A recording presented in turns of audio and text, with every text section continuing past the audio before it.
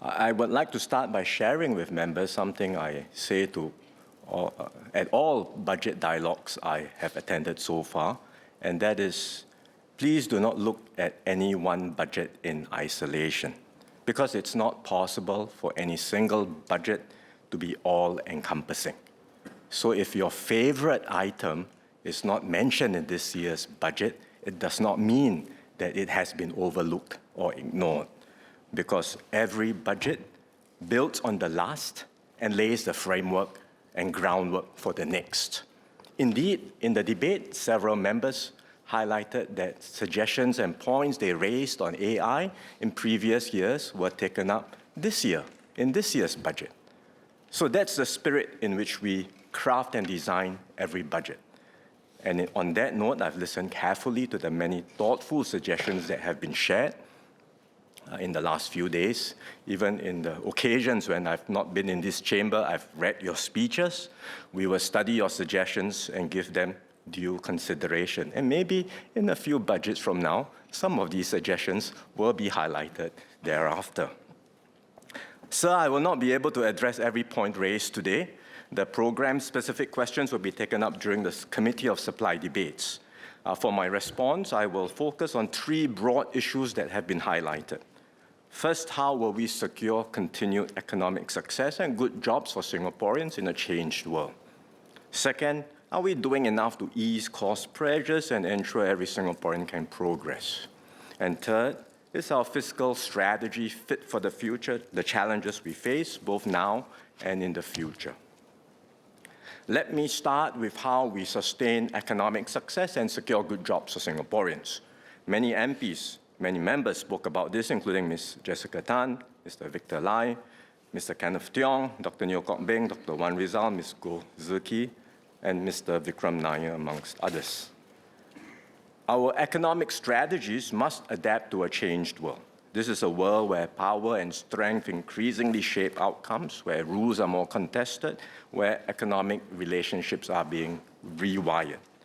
We felt these pressures acutely last year, especially after the US Liberation Day tariffs. Now, fresh changes in US tariffs remind us that uncertainty and volatility is becoming the norm. And in such a world, smaller countries like Singapore risk being bypassed or marginalized. So we cannot afford to stand still. We must deepen trusted partnerships, diversify our links, and strengthen our resilience. And crucially, we need to establish leadership positions in key domains so that we create distinctive value that others cannot easily replicate. And many members talked about value capture for our economy. That's exactly what we are doing. And so we are investing heavily in R&D, building up our enterprise ecosystem step by step, and anchoring cutting-edge investments in Singapore. We must stay at the frontier in advanced manufacturing, finance, digital services, and new growth sectors. In the past, growth and jobs moved more closely together. When the economy expanded, firms hired more workers across the board. Today, the relationship is more complex. Let me explain. Our fast-growing sectors are export-oriented. That's to be expected. These companies in these sectors compete globally, and they create well-paying jobs with strong career progression opportunities. But precisely because they compete at the frontier, they have to be productive and operate efficiently, often with lean manpower. And that's a global trend.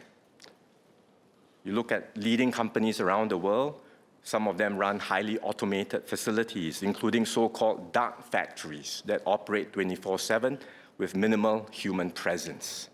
And that's one reason why manufacturing employment in many advanced economies has steadily fallen. We see similar patterns here in Singapore. Over the last decade, the manufacturing sector has on average contributed about 20% of GDP, but its employment share is smaller. It has declined from 14% in 2015 to about 12% today. Over that same period, employment in exportable services, areas like finance, IT, and professional services, has grown as we diversified our economy. Yet, taken together, The manufacturing, finance, IT, and professional services segments of our economy account for just around 30% of employment. Does that mean that growth is no longer important? Far from it. Growth is essential. It creates new opportunities, raises wages, and generates the resources we need as a society. Frontier industries, in particular, produce positive spillovers. They anchor our enterprise ecosystem and drive demand across the rest of the economy. So without sustained growth, and especially growth at the frontier, investments will go elsewhere, capabilities will erode, wages will stagnate, and Singapore risks a real decline. But growth alone is not sufficient. Growth alone will not automatically translate into job opportunities across the board. We must also uplift the broader domestic economy, raising productivity, wages, and career pathways across the services sector.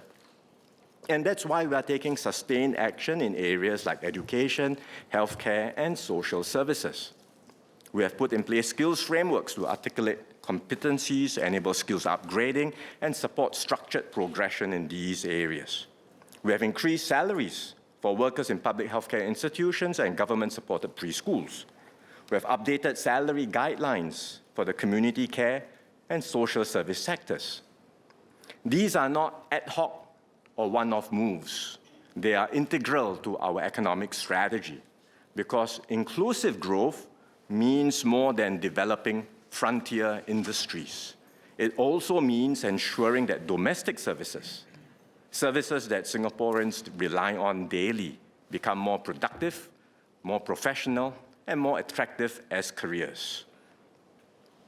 In this regard, SMEs play a critical role. They employ many Singaporeans and anchor economic activity across our island. Many members also shared their concerns about SMEs, including Ms. Diana Pang, Mr. Jackson Lam, Mr. Fadli Fauzi, Mr. Edward Chia, Ms. Denise Pua, Mr. Azhar Othman, and Mr. Shahriar Taha. In particular, the two SME segments under greater pressure are retail and F&B, food and beverage. These sectors face structural headwinds from e-commerce and changing consumer habits, and from increased overseas travel by Singaporeans, and perhaps also by the strong Singapore dollar. Yet, even amidst these challenges, the number of F&B and retail establishments continue to grow. And with more players in the market, competition has intensified. So how should we respond to these trends? In the immediate term, we have provided corporate income tax or CIT rebates, including in this budget. Over the longer term, our support must be sustainable and should not distort market incentives. For businesses in retail and F&B, what are their cost drivers? The largest components of their operating expenditure are the cost of goods and materials, labor, and rent. Let me go through each one of these. In a small economy like ours, goods and materials are largely priced in global markets, so there's little scope for us to influence these costs. On rental cost, at the macro level, rentals have broadly tracked economic fundamentals. Rent increases for retail spaces have trended below nominal GDP growth and inflation in the last few years.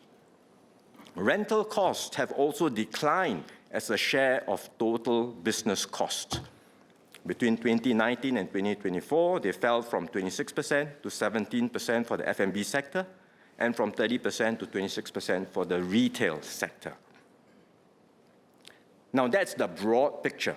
Of course, market rents vary by property type and location. Individual tenants may face higher rent increases at renewals, and we are mindful of these cases.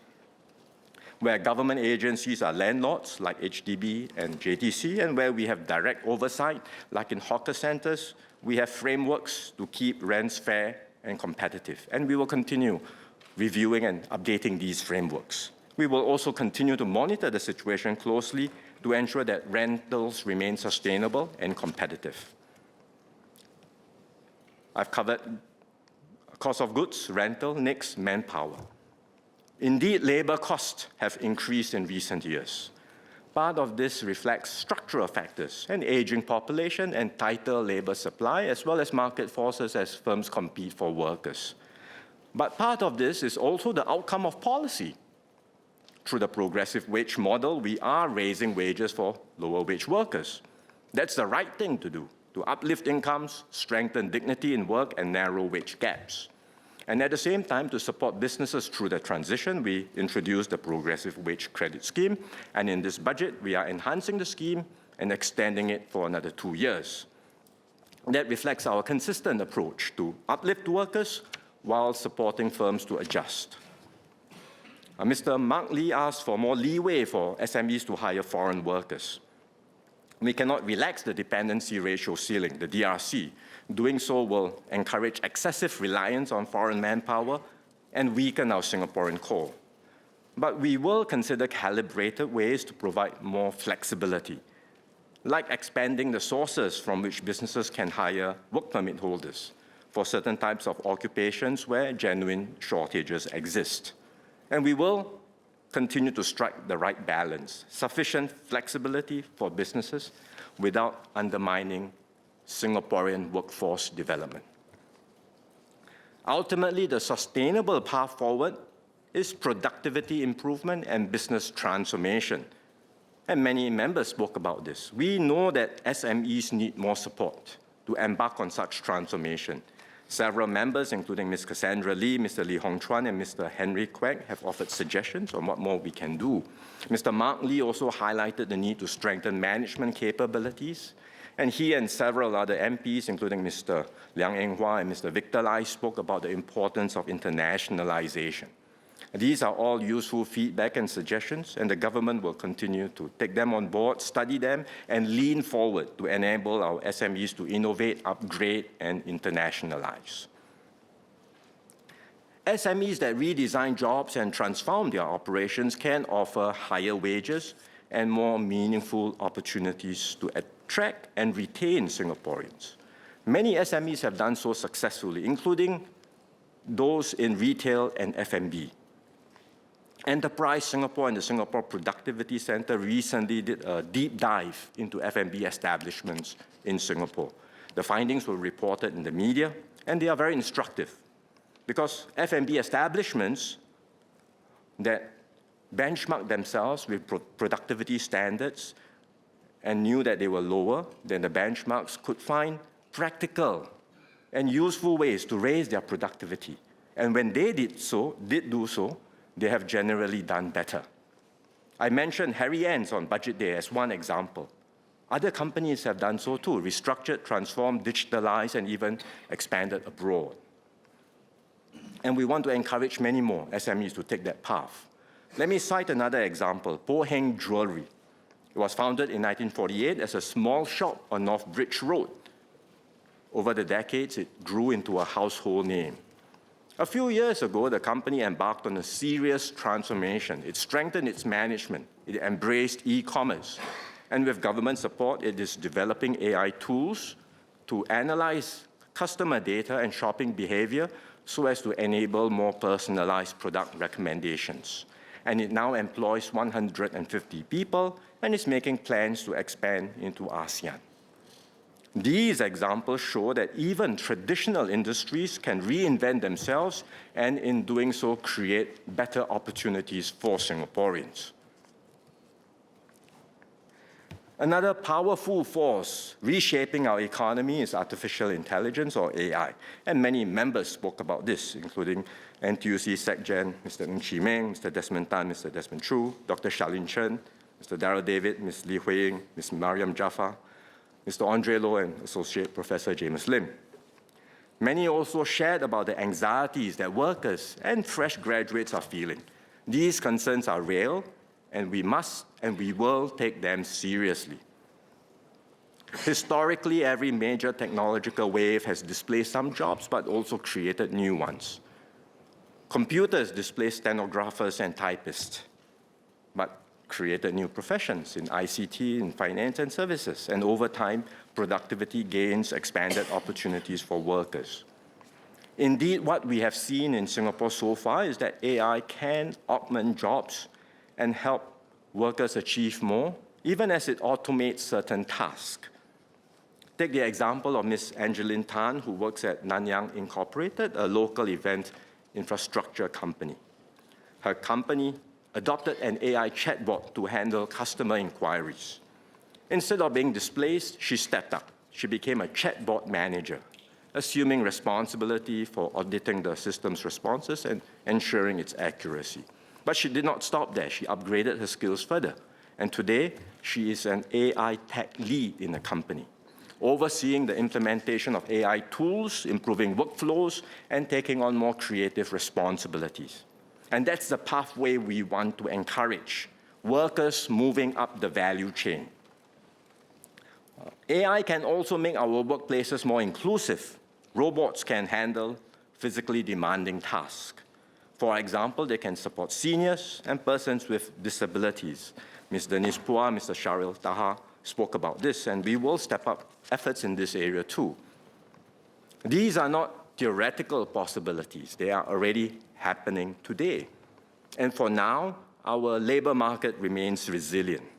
The proportion of permanent employees has risen to a record high of nearly 91%, with gains across most sectors. Vacancies continue to outnumber job seekers, and over 40% of openings are entry-level BMET roles, indicating still healthy demand for young graduates. So, thus far, the evidence does not point to widespread displacement. But as many members have highlighted, there are emerging pressures, and we recognize that. We cannot rely only on today's data. We must prepare for tomorrow. And I mentioned earlier that the historical experience with major technological waves is that ultimately more jobs are created than lost. That has been so in the past, but there is no economic law that says this will always happen or that this will happen in the future. Indeed, many are concerned that this time may be different because AI is more powerful, advancing faster, and affecting a wider range of occupations, and many members raised important concerns. For example, that companies may lean too heavily on AI and invest less in worker training, that more workers could be displaced and the older ones will find it harder to re-enter the workforce, and that entry-level jobs, the first rung of career ladders, may be hollowed out. We are alert to these risks, and we will act early to prevent such outcomes from taking hold in Singapore. We will invest more deliberately and more systematically in our people. In that regard, I agree with NTUC Secretary General's Mr. Ng Chee Meng's 3 calls to empower every worker to be AI ready, to strengthen support and safeguards for workers, and to strengthen the labor movement's ability to protect and uplift PMEs. We will work closely with our tripartite partners, especially NTUC, to realize these shared goals.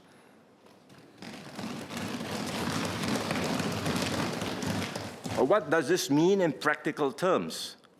For example, as we develop champions of AI and implement our national AI missions, we will not only just help companies transform, we will capture value in Singapore, we will pay close attention to how these companies apply AI, and importantly, guide them to use AI to enhance human skills and expertise. Take aviation maintenance. Machines and AI can perform many functions, but skilled technicians remain essential, and AI can help them make better diagnosis and perform their work more cost-effectively. Achieving all this will not be easy. Every sector is different, and how they use AI and the impact on workers in each sector will vary. And that's why we are coordinating all of these efforts through the National AI Council, aligning industry transformation and workforce upgrading to ensure that AI uplifts our workers. That is our assurance. And that's why our strategy going ahead is clear. We will not have jobless growth in Singapore. We will exploit AI to grow the economy, and we will ensure that growth translates into good jobs and better wages. That's how we give every Singaporean confidence to progress in the future.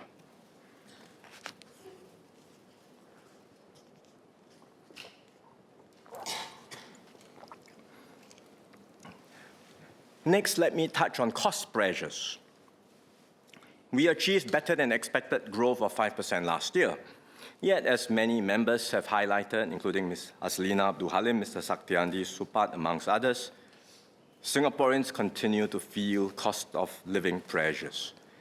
The data may show improvement, but lived experience and realities do matter.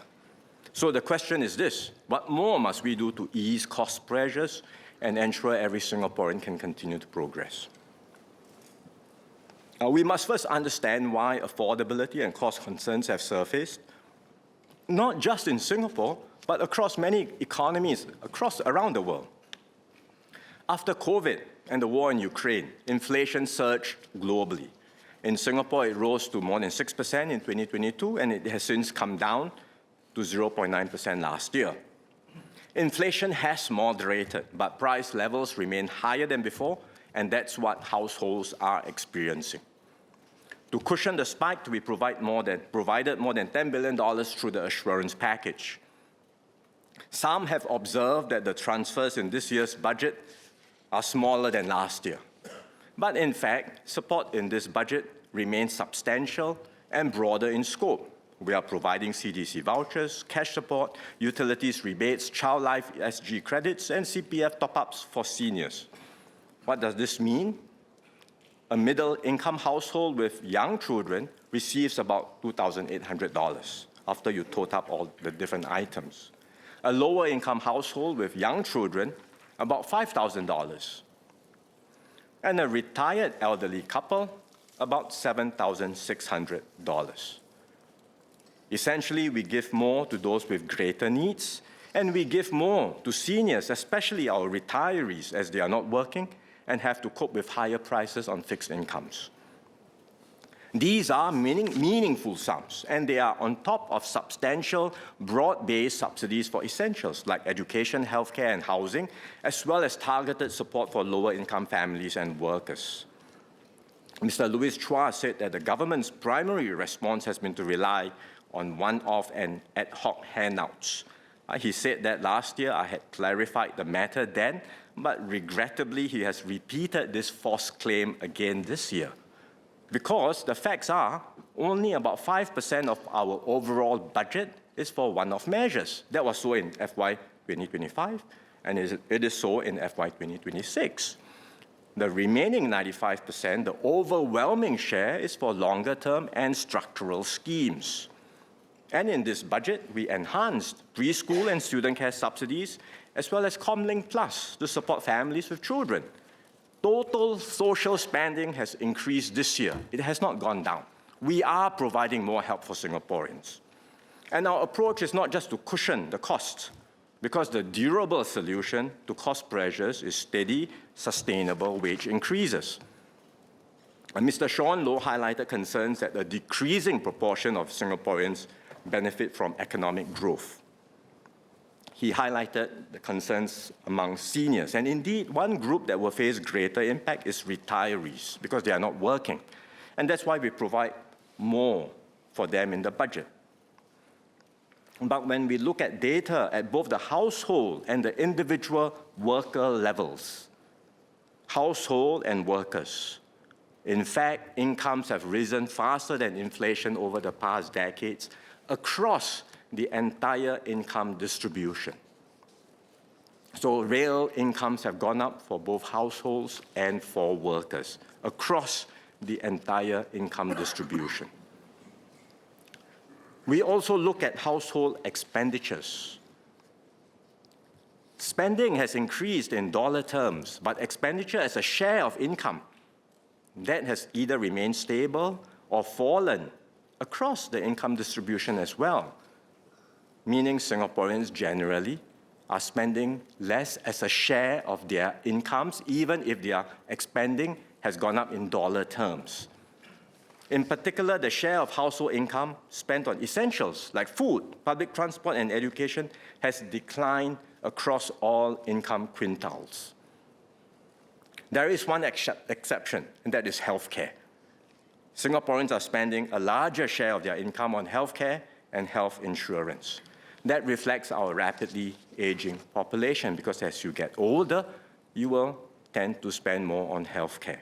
And that's why we provide significant and growing subsidies for healthcare services and for our national health insurance premiums. It's also why we have taken steps to rein in overly generous private riders and other practices that drive up medical inflation, especially in the private sector. And we will continue to ensure that healthcare remains affordable in Singapore. No Singaporean will be denied the healthcare they need because of an inability to pay. That is our assurance.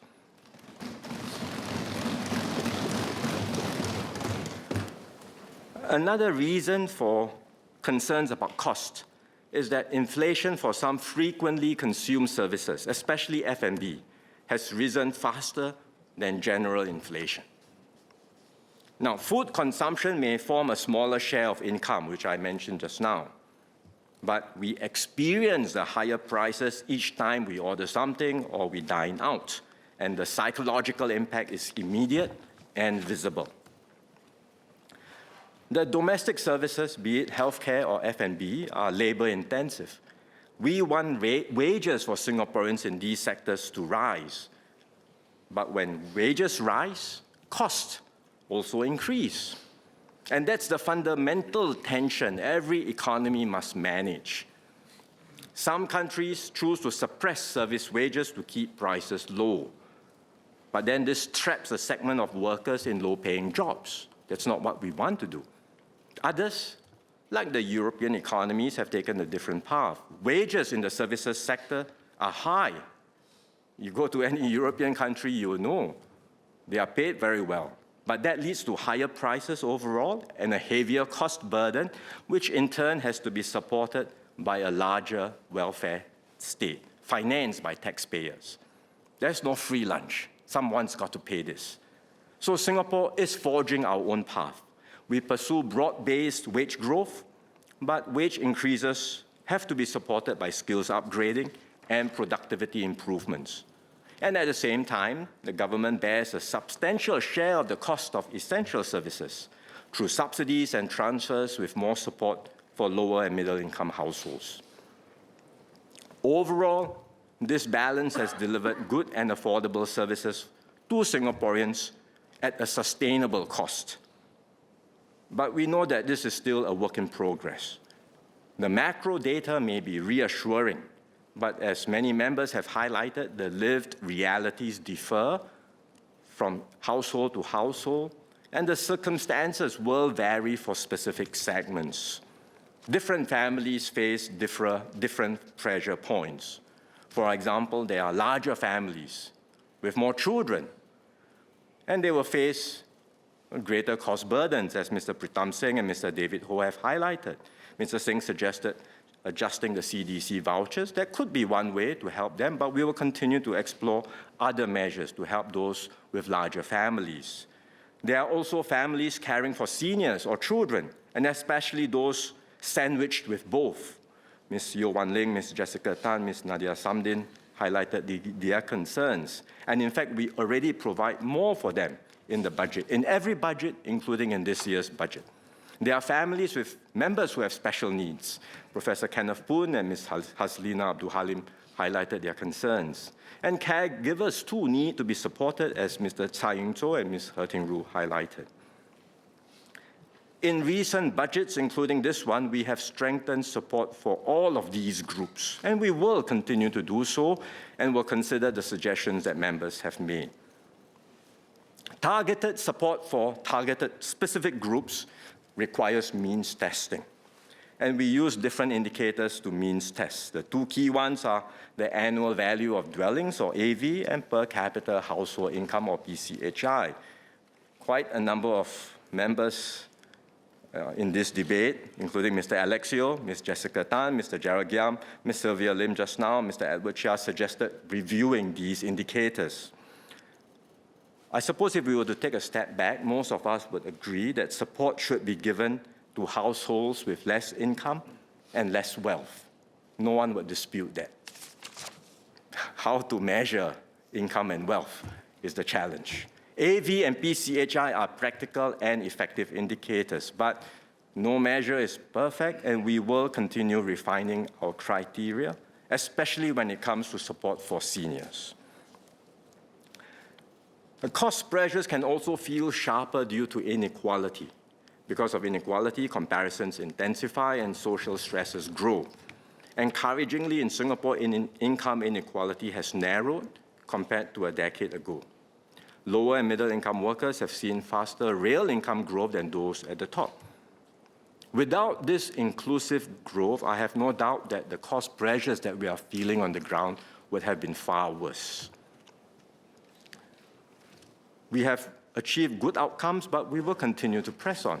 And in this budget, we are raising the local qualifying salary, as well as enhancing and extending the progressive wage credit scheme. Several members, Mr. Patrick Tay, Mr. Melvin Yong, Mr. Sanjeev Tiwari, suggested further steps to support lower wage and vulnerable workers. We will study your suggestions carefully, balancing wage increases with sustainable productivity improvements.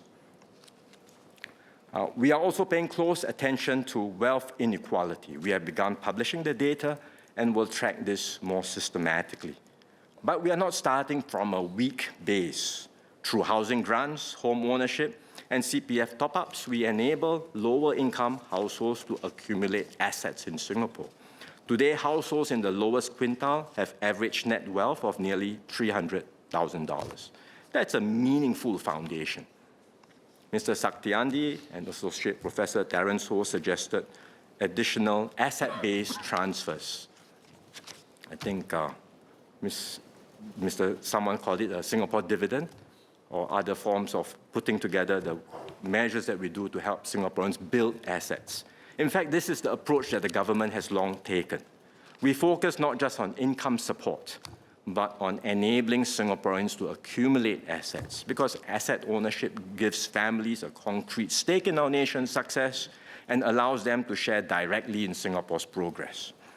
We do this through a range of different mechanisms, like the Child Development Account, EduSave, Post-Secondary Education Account, through CPF and our housing policies, and most recently, we introduced the ITE Progression Award, which incorporates an element of CPF top-ups. We will continue to strengthen pathways for Singaporeans to build savings and assets. We also have progressive taxes on wealth through our property and vehicle taxes, and we will continue to study ways to moderate excessive wealth concentration carefully and responsibly. But redistribution has its limits. It's very easy to say, let's tax the rich more. But capital and talent are mobile. And if we rely solely on ever higher taxes for this segment, eventually the broad middle will also have to shoulder the burden. And we risk undermining competitiveness, enterprise, and job creation. Redistribution alone cannot build a strong and resilient society. So our approach is balanced. We keep taxes moderate but progressive.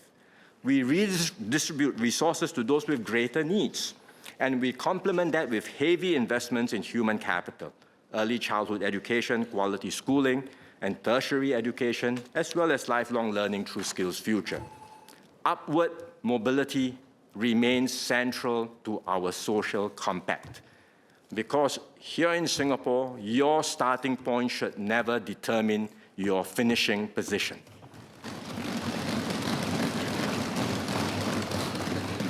Several members also spoke about retirement.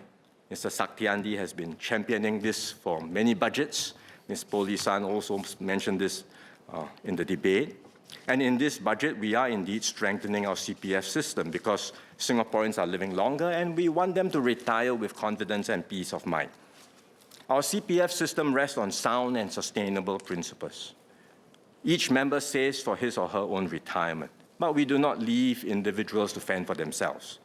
We boost those with lower balances through silver support, a modular package, and periodic CPF top-ups, and we continue to review the parameters of these schemes. That keeps our system fiscally sustainable while ensuring that those with less get more support.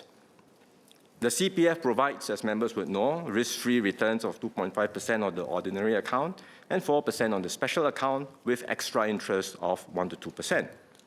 Members who wish to invest their savings for potentially higher returns can do so today through the CPF investment scheme, or the CPF-IS. But the experience with the CPF-IS has been mixed. From 2016 to 2024, while a majority of CPF-IS OA investors earn above 2.5% per annum, only about half achieved returns of more than 4%. This is for OA. In other words, many would have been better off topping up their CPF special account and earning the guaranteed 4% return. For CPF-IS SA investors, the results were even more sobering. Around 3 in 4 made 4% or less per annum.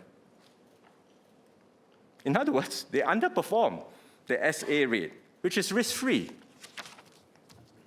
So the reality is that we all talk about investment, such a wonderful thing, but investing and earning consistently good returns is not that easy. And that's why we took some time to study how to implement a low-cost investment option within the CPF. It has to be simple, low-cost, and effective. There are commercial life cycle products available in the market, but up to now, the take-up has been limited, partly due to the high fees, which can go up to as much as 2%. But in recent years, the market has matured. More players have entered, and digital platforms have helped to lower the cost. And that's why we now believe it is possible to offer well-diversified life cycle products at lower fees. The CPF board will be engaging the industry next month to call for expressions of interest. There's still a lot of work to be done. Designing the scheme, the specific parameters that several members talked about, building the IT system, and ensuring a smooth and seamless user experience. The CPF board is working towards rolling out the scheme in the first half of 2028, but if we can do this earlier, we will. Beyond retirement, we have and will continue to strengthen support across life stages. We have initiated major moves as part of Forward Singapore.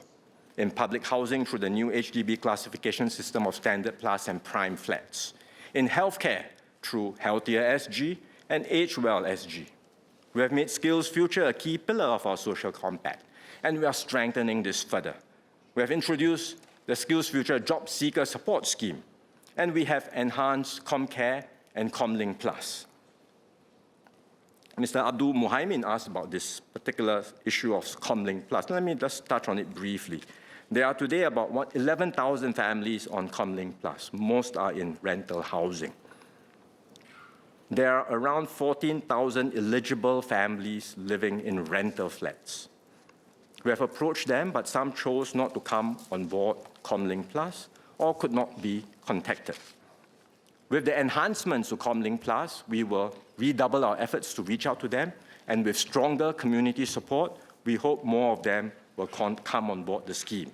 And we will also extend ComLink Plus to lower-income families beyond the rental blocks. Members have also offered many other suggestions to further strengthen our community and social support system. Many suggestions have been offered, for example, in healthcare delivery and integration with social support. Members like Dr. Chu Pei Ling, Mr. Dennis Tan, Ms. Rachel Ong, and Dr. Hamid Razak just now spoke about this.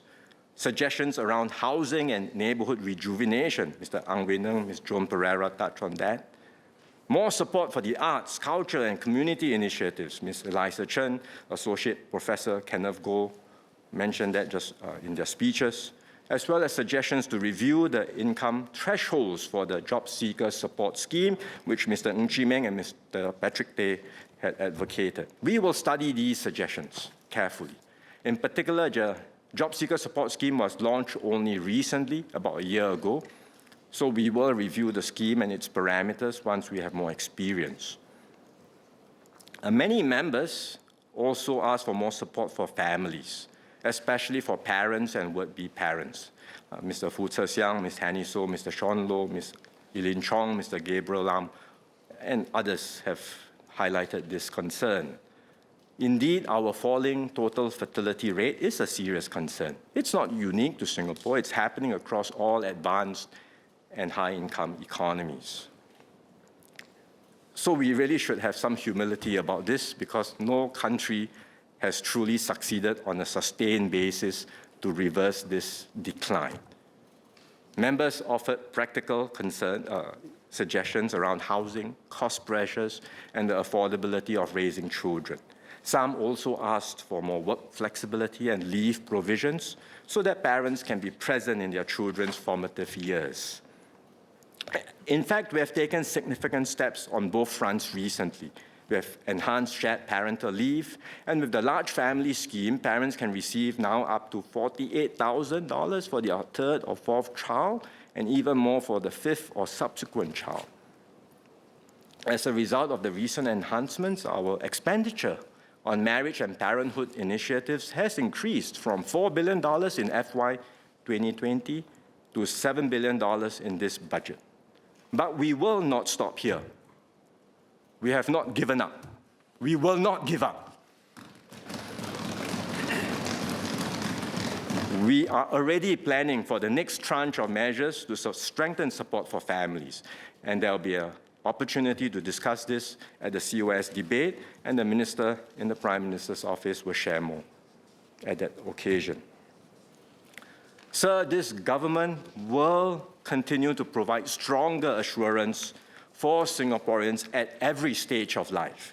We will do this in a coherent and deliberate way, strengthening individual responsibility, reinforcing collective support, and preserving long-term sustainability. We will continue to strengthen our social compact and ensure Singapore remains a society where every citizen can progress with confidence.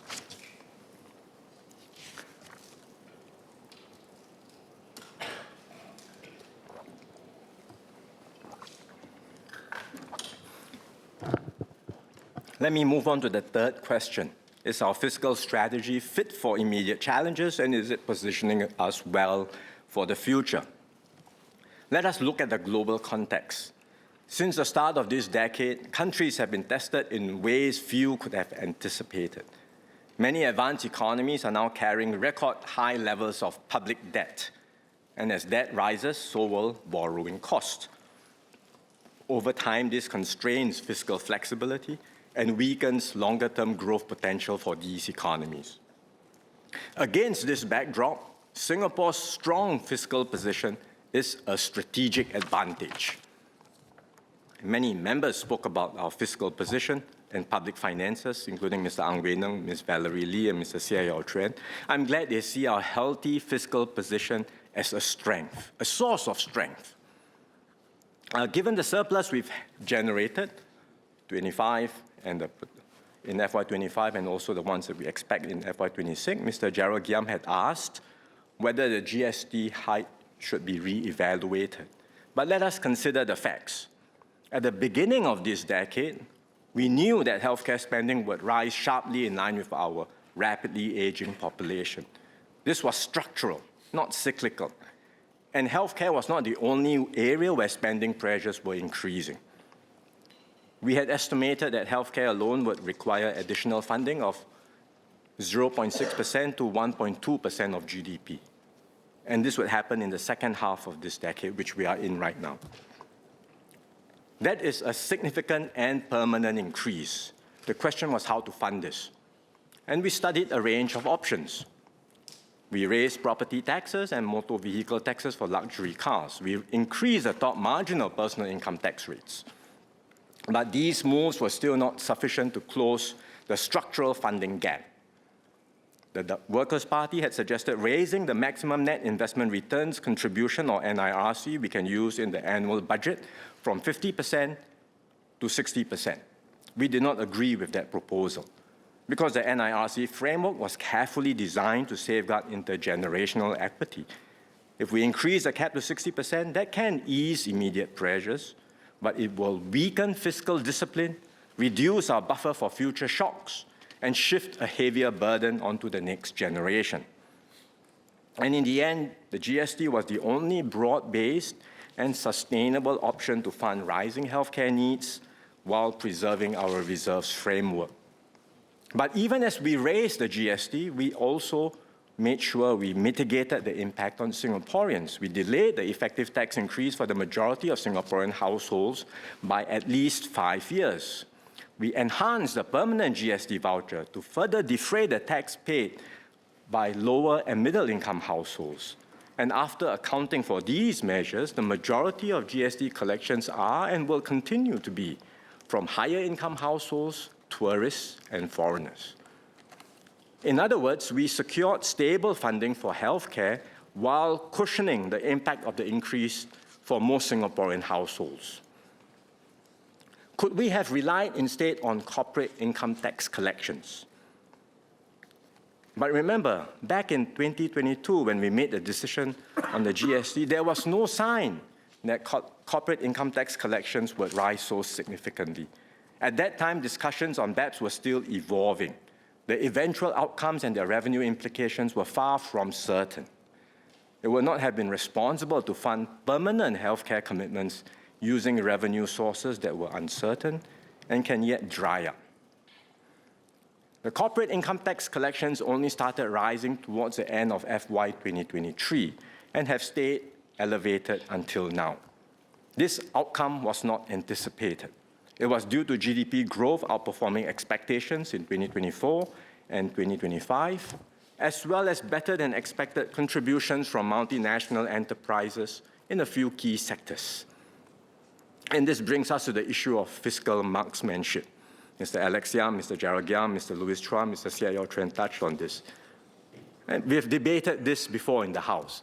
It's perhaps my favorite topic because I've shared before I started work in MOF doing precisely this, fiscal projections. And as I've explained, our forecast deviations are within a reasonable range, comparable to other advanced economies. Within this range of variation, revenues in recent years have indeed come in above projections. Is that because we were overly conservative? The short answer is no. Our projections are prepared by MOF economists using the best available data at the start of each financial year, including GDP growth assumptions at that time. But for a small, open economy like Singapore, growth outcomes can diverge significantly from forecasts as global conditions evolve because we are so dependent on the external environment. Forecasting Singapore's GDP growth is like forecasting the world's GDP growth, which is very, very difficult to do. Likewise, revenues from property transactions or COE premiums are inherently difficult to predict. You can tell what the next year's property prices will be, what next year's COE premiums will fetch. It's very hard to do. In the case of COE, we increased the quotas, yet the premiums continue to rise with sustained demand. And that explains the increase in revenue from licenses and permits, which Mr. Gerald Yam asked about. So forecasting in such an environment will never be exact. But I assure everyone in this House and Singaporeans that our approach has been and will be responsible and professional. A further insinuation is that the PAP government deliberately painted a doom and gloom picture for electoral advantage. But let's consider the facts and the context. After the US Liberation Day tariffs, there was widespread uncertainty across the world, not just in Singapore. At that time, how many analysts projected 5% growth for Singapore in 2025? I don't recall any. The reason why things did not turn out as badly as we feared was partly due to factors beyond our control, but also partly because of the decisive steps we took. DPM Gan Kim Yong and the team moved quickly, engaging the US to safeguard our core interest, deepening links with other countries, forging new agreements that sustain investor confidence. Our agencies, our businesses, and our workers adapted swiftly and worked tirelessly through a very uncertain period. Their efforts deserve recognition.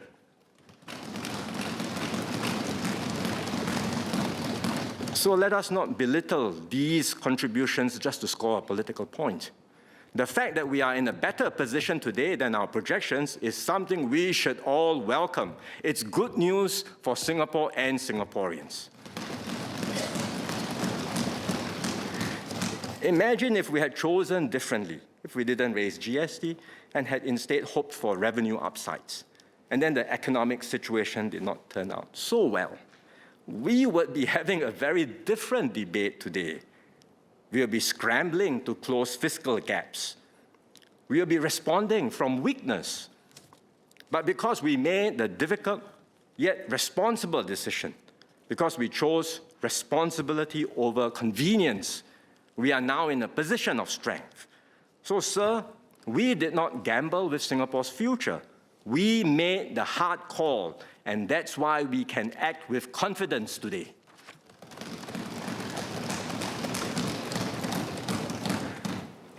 Next, let me turn to our medium-term revenue and expenditure outlook. We are expecting structural revenue increases from FY 2027. That's when the first revenue collections from the BEPS top-up taxes come in. Based on the strong corporate tax collection so far, and that's pre-top-up tax, our initial sense is that the further increase from the top-up taxes could be significant. We will continue to firm up our estimates over the coming months as we get more up-to-date data on how firms are performing and adjusting their plans. Since the BEPS revenue is coming in, some may ask, well, how about rolling back the GST? But again, the GST increase was introduced to fund rising structural healthcare expenditure for an aging population. These spending needs are permanent and will continue to grow, and they should be supported by a stable and reliable revenue base. At the same time, as I've shared in the budget, government spending is rising in many other areas, aside from healthcare, for social needs, economic competitiveness, our energy transition, security, and infrastructure. So the additional corporate tax revenues will strengthen our fiscal position and support these growing needs, but they do not replace the structural role of the GST, and especially what we have done to fund for permanent and rising healthcare costs. In fact, expenditure pressures are already evident. Take the example of defense spending. I mentioned that MINDEF's budget of 3% would be where it is for now, and that budget includes spending on cybersecurity by MINDEF and SCF, something that Mr. Giam asked about. But it does not include cybersecurity spending beyond MINDEF. And we do need to spend more on cybersecurity outside of the MINDEF family. MDDI and the Cybersecurity Agency, for example, will have to invest more. We will have to harden our critical information infrastructure, like our grids and our power system against cyber threats. And that's why I said in the budget that security spending will rise in the coming years. In short, our aim is not to run high surpluses for the rest of this term of government, something that Mr. Liang Eng Hua asked about.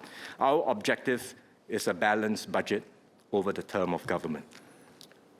And that's clear from our historical records. Mr. Seah Yew Tran very helpfully gave a speech yesterday outlining the historical data. And if you look at the past years, we've had balanced budgets in many years. Balanced meaning within a range of plus minus 0.5% of GDP in terms of the overall fiscal balance. We've had years of surpluses, we've had good years, but we've also had years of deficits. But on the whole, we plan for a balanced budget over the term of government. And if there are upsides on the revenue, if there are revenue upsides, when there are revenue upsides, we will deploy these to meet our growing needs. Mr. Sean Low suggested giving back surpluses above 2% of GDP to all Singaporeans. But in practice, we actually do not wait to cross a mechanical threshold like that. Whenever there are revenue upsides, we have shared some of the gains with Singaporeans. Last year, we used that to fund the SG60 package. This year, we channeled them towards CPF top-ups and the cost of living special payment. And we have also strengthened our national priorities by investing in our social support system, enhancing our connectivity, security, and economic resilience. For this FY 2026 budget, expenditure is at 18.4% of GDP. As I said just now, it's the largest budget on record. Earlier, MOF had projected that government spending could reach 20% of GDP by 2030. But if you look at the trends, since emerging from COVID, expenditure has been growing by an average of $10 billion every year, and we expect our needs to rise even more for the coming years in this term of government. So government spending is likely to exceed 20% of GDP well before 2030. In light of our fiscal position, Mr. Sean Low had asked if the government can commit to not making further major revenue moves. At this juncture, if circumstances remain broadly stable and without any further major revenue moves, we expect our fiscal position during this term of government to remain healthy. We've already said that there will be no further GST increases until at least 2030. Aside from the GST, we continue to review our tax system regularly as part of prudent fiscal management. We will make revenue adjustments only when necessary, to fund structural spending needs or to achieve clear policy objectives like strengthening progressivity or addressing externalities. These are difficult decisions. Any tax change, I should say any tax increase, is a difficult decision. We take them only after careful study and full consideration of the impact on households and businesses. MOF had earlier published medium-term fiscal projections up to 2030. With updated revenue and expenditure developments, these projections will need to be refreshed. So we will publish updated medium-term projections extending to 2035 by next year. But a word of caution is in order, because in today's fast-changing world, assumptions can quickly become outdated. So the forward projections serve as a guide and will have to be continually updated. Ultimately, what matters most is maintaining fiscal discipline, together with the agility and nimbleness to respond swiftly as circumstances change.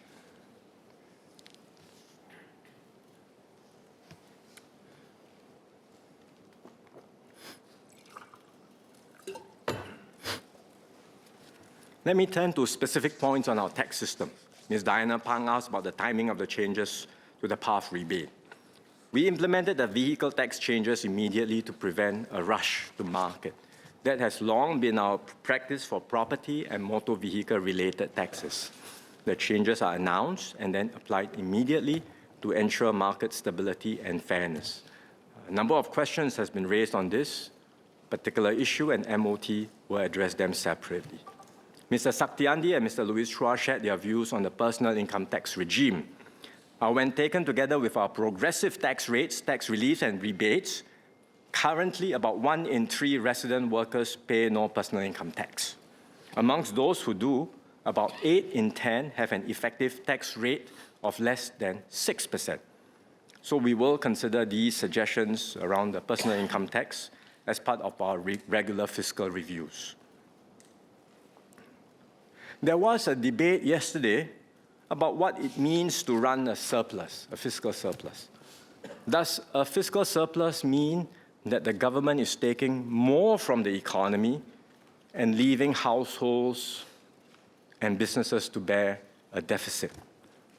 This is an oversimplified and inaccurate characterization of how our fiscal system works. A surplus simply means that in a year, revenue exceeds expenditure. And in Singapore's case, revenue includes significant investment income from our reserves, not just taxes collected from businesses and households. So if you exclude NIRC, expenditure exceeds revenue. In other words, we are putting money back into the economy, not draining money from businesses and households. And in fact, our budgets in both 2025 and 2026 have been expansionary, with significant support for households and businesses. More importantly, we should look at who pays the tax and who benefits from the transfers. And on that score, the picture is clear. For every dollar of tax paid by the top quintile, they receive 20 cents in benefits. That's the top income quintile. Pay $1 in tax, you get 20 cents in benefits. In contrast, the middle quintile receives around $2 in benefits. $1 of tax, you get back more, $2 in benefits. And the bottom quintile gets $7 in benefits. In other words, those who have benefited more, those who are better able to contribute, are the ones who generally pay more in taxes. And we use that revenue to strengthen our social compact and provide greater support to those who need it most. So, Mr. Speaker, our fiscal system is fair, progressive, and sustainable. It is pro-worker, pro-enterprise, and pro-Singapore.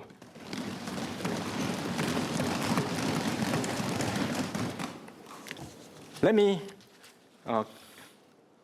conclude on a final point around accountability. And I agree in principle with the many comments and suggestions that members have made, including Mr. Pritam Singh, Dr. Haresh Singaraju, and Mr. Yip Hon Weng, asking for more information to ensure fiscal accountability and value for money in government spending. We want to do that. We want to ensure that. And that's why we've been publishing the Singapore Public Sector Outcomes Review biannually since 2010.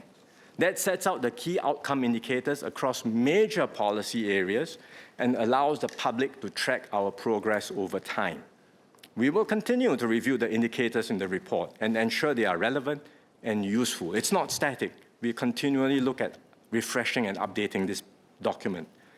Ministries on their own also conduct detailed reviews of major spending programs to assess effectiveness and outcomes.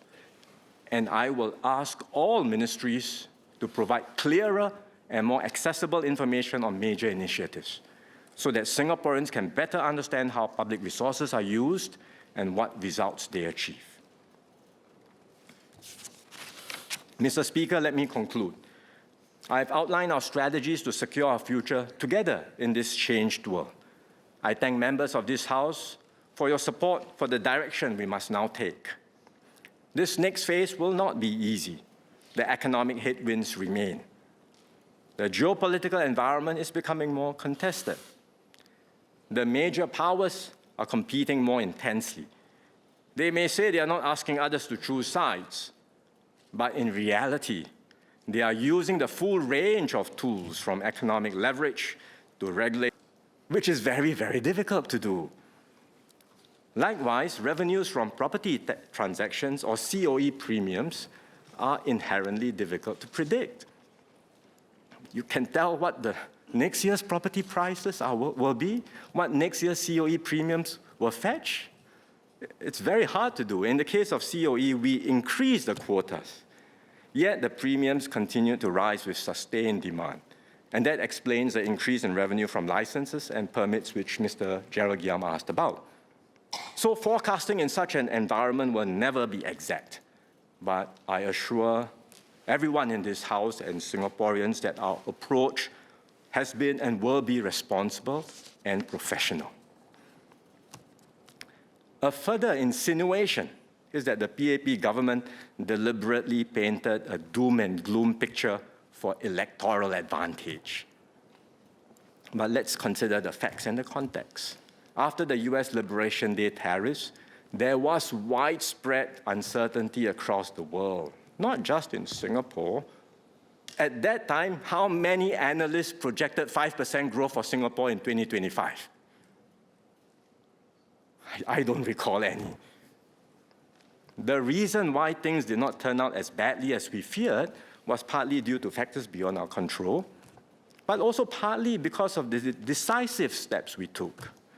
DPM Gan Kim Yong and the team moved quickly, engaging the US to safeguard our core interests, deepening links with other countries, forging new agreements that sustain investor confidence.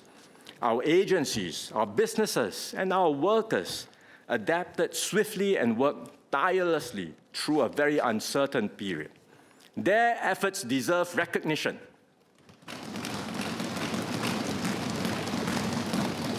So let us not belittle these contributions just to score a political point.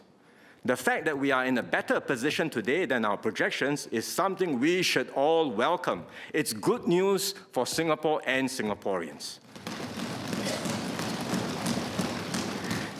Imagine if we had chosen differently, if we didn't raise GST and had instead hoped for revenue upsides, and then the economic situation did not turn out so well. We would be having a very different debate today. We will be scrambling to close fiscal gaps. We will be responding from weakness. But because we made the difficult yet responsible decision, because we chose responsibility over convenience, we are now in a position of strength. So, sir, we did not gamble with Singapore's future. We made the hard call, and that's why we can act with confidence today.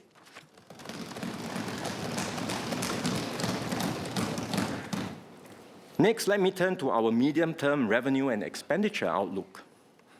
We are expecting structural revenue increases from FY 2027. That's when the first revenue collections from the BEPS top-up taxes come in. Based on the strong corporate tax collection so far, and that's pre-top-up tax, our initial sense is that the further increase from the top-up taxes could be significant. We will continue to firm up our estimates over the coming months as we get more up-to-date data on how firms are performing and adjusting their plans. Since the BEPS revenue is coming in, some may ask, well, how about rolling back the GST? But again, the GST increase was introduced to fund rising structural healthcare expenditure for an aging population. These spending needs are permanent and will continue to grow, and they should be supported by a stable and reliable revenue base. At the same time, as I've shared in the budget, government spending is rising in many other areas, aside from healthcare, for social needs, economic competitiveness, our energy transition, security, and infrastructure.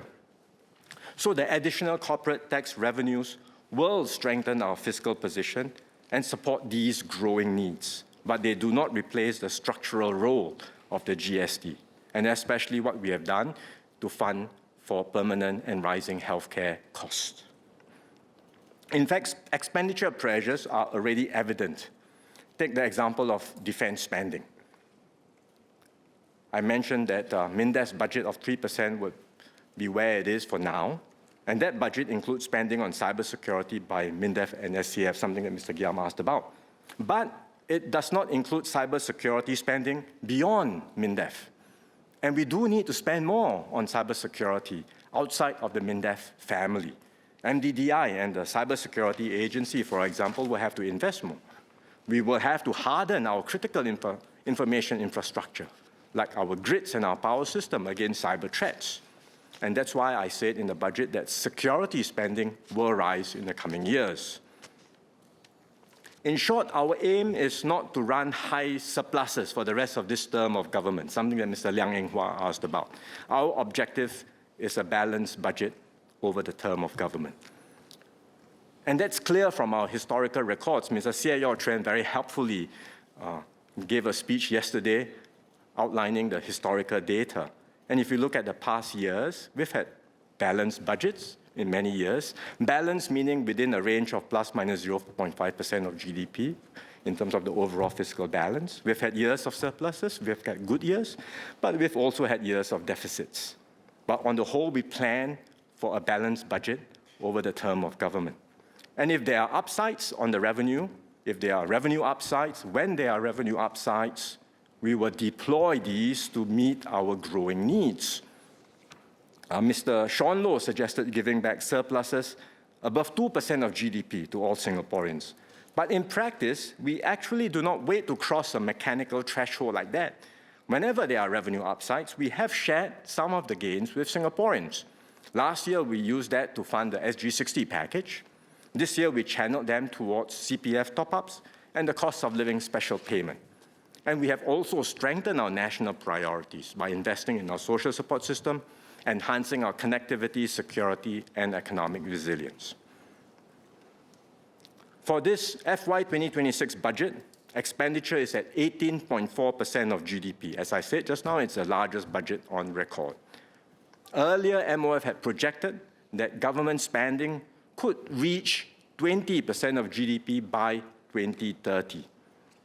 Now, if you look at the trends since emerging from COVID, expenditure has been growing by an average of $10 billion every year, and we expect our needs to rise even more for the coming years in this term of government.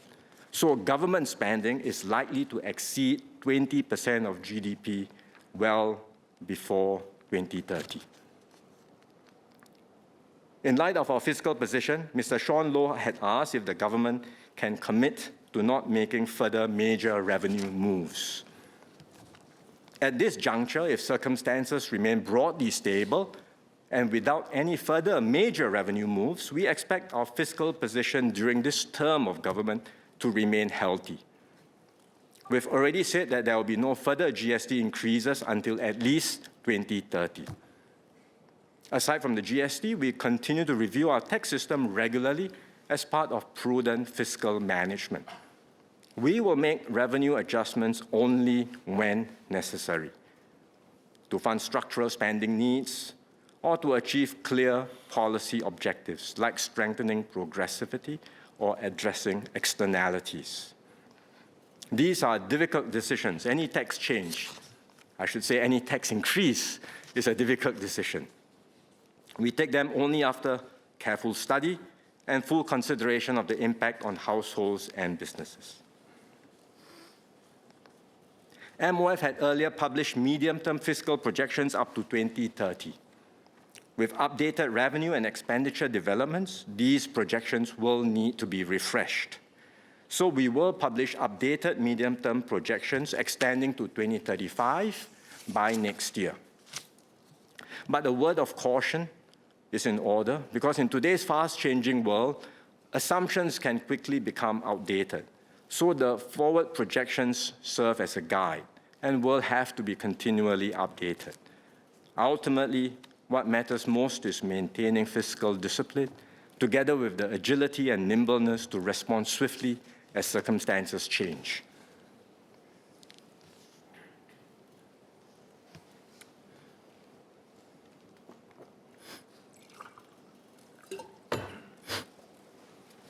Let me turn to specific points on our tax system. Ms. Diana Pang asked about the timing of the changes to the PATH rebate. We implemented the vehicle tax changes immediately to prevent a rush to market. That has long been our practice for property and motor vehicle-related taxes.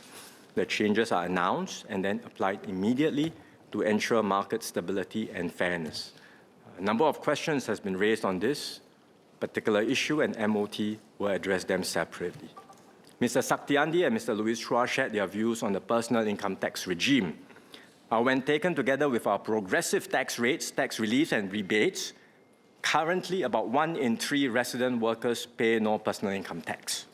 Amongst those who do, about 8 in 10 have an effective tax rate of less than 6%. So we will consider these suggestions around the personal income tax as part of our regular fiscal reviews. There was a debate yesterday about what it means to run a surplus, a fiscal surplus. Does a fiscal surplus mean that the government is taking more from the economy and leaving households and businesses to bear a deficit? This is an oversimplified and inaccurate characterization of how our fiscal system works. A surplus simply means that in a year, revenue exceeds expenditure. And in Singapore's case, revenue includes significant investment income from our reserves, not just taxes collected from businesses and households. So if you exclude NIRC, expenditure exceeds revenue. In other words, we are putting money back into the economy, not draining money from businesses and households. And in fact, our budgets in both 2025 and 2026 have been expansionary, with significant support for households and businesses. More importantly, we should look at who pays the tax and who benefits from the transfers. And on that score, the picture is clear. For every dollar of tax paid by the top quintile, they receive 20 cents in benefits. That's the top income quintile. Pay $1 in tax, you get 20 cents in benefits. In contrast, the middle quintile receives around $2 in benefits. $1 of tax, you get back more, $2 in benefits. And the bottom quintile gets $7 in benefits.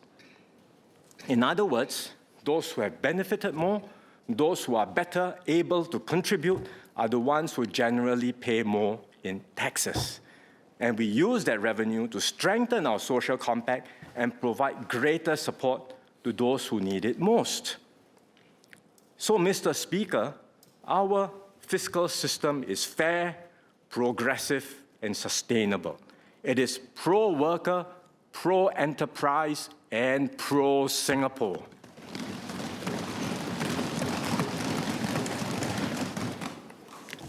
Let me conclude on a final point around accountability.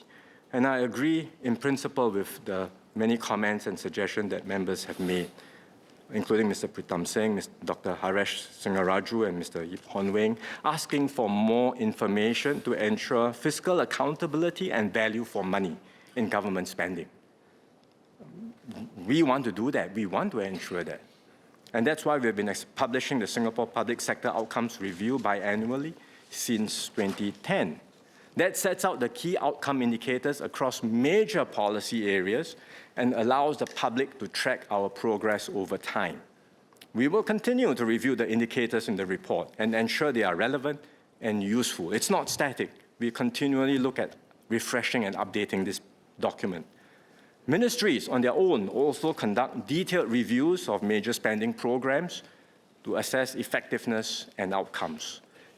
And I will ask all ministries to provide clearer and more accessible information on major initiatives so that Singaporeans can better understand how public resources are used and what results they achieve. Mr. Speaker, let me conclude.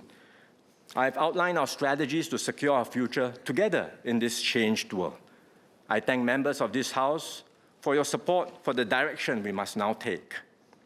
This next phase will not be easy. The economic headwinds remain. The geopolitical environment is becoming more contested. The major powers are competing more intensely. They may say they are not asking others to choose sides, but in reality, they are using the full range of tools from economic leverage to regulatory controls and technology restrictions to advance their interests. Some pressures will be overt, others may be subtle, seeking to influence opinions, shape narratives, or even sow division amongst our people. We must be clear-eyed about these realities, but we have faced difficult external environments before. We have navigated uncertainty, preserved our sovereignty and independence, and emerged stronger because we remain one united people and acted with resolve.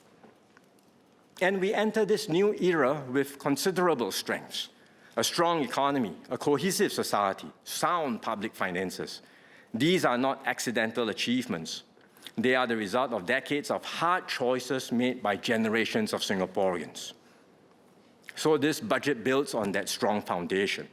It is a collective commitment that we will do what it takes to thrive in a more demanding world, that we will stand together when pressures mount, and we will continue pushing forward to seize new opportunities on the horizon. The world may be more uncertain, but we are prepared. We are united, and together we will shape our own destiny and secure a brighter future for every Singaporean. Thank you, Mr. Speaker.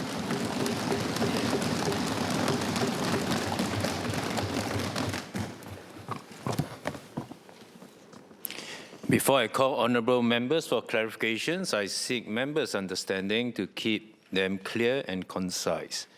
And if you have many clarifications, please raise all of them when called upon. Knowing Prime Minister, I know he will also keep his answers clear and concise. Mr. Pritam Singh. Thank you, Mr. Speaker. I will be brief. I actually didn't have any clarification questions until Prime Minister reached the end where he spoke of more information, more accountability, more sharing from the government. This is, of course, warmly welcomed.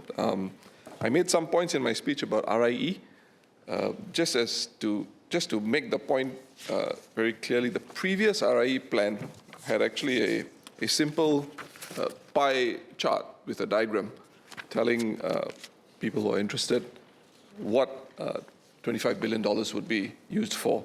The latest one does not have anything of that sort. It just dives straight into the RIE domains.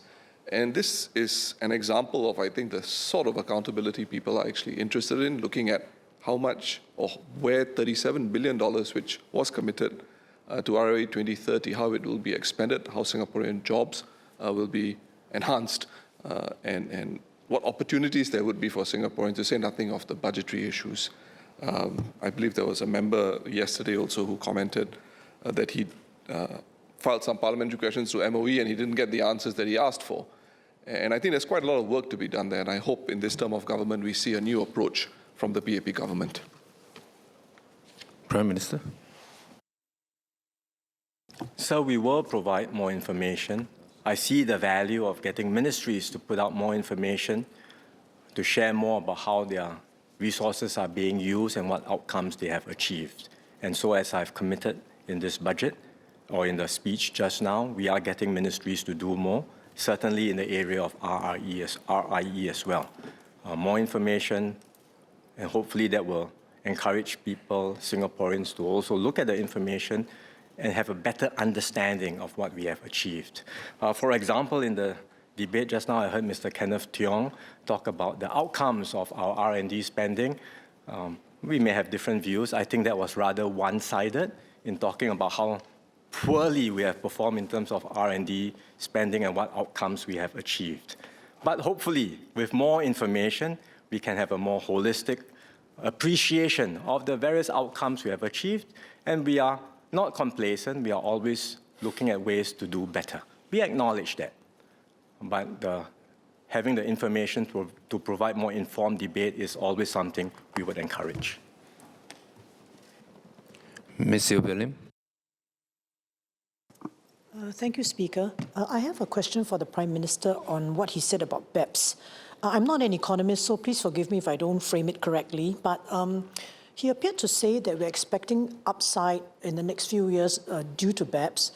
From what I recall in past debates, he was more cautious. I mean, he said that, well, we also have to consider the incentives that we need to give to businesses, and in the end, it might not be a net positive. So I wanted to know whether he has changed his view on this. Prime Minister. So we were more cautious in the initial years because there was no certainty how BEPS would evolve. And remember, there was Pillar 1 and Pillar 2.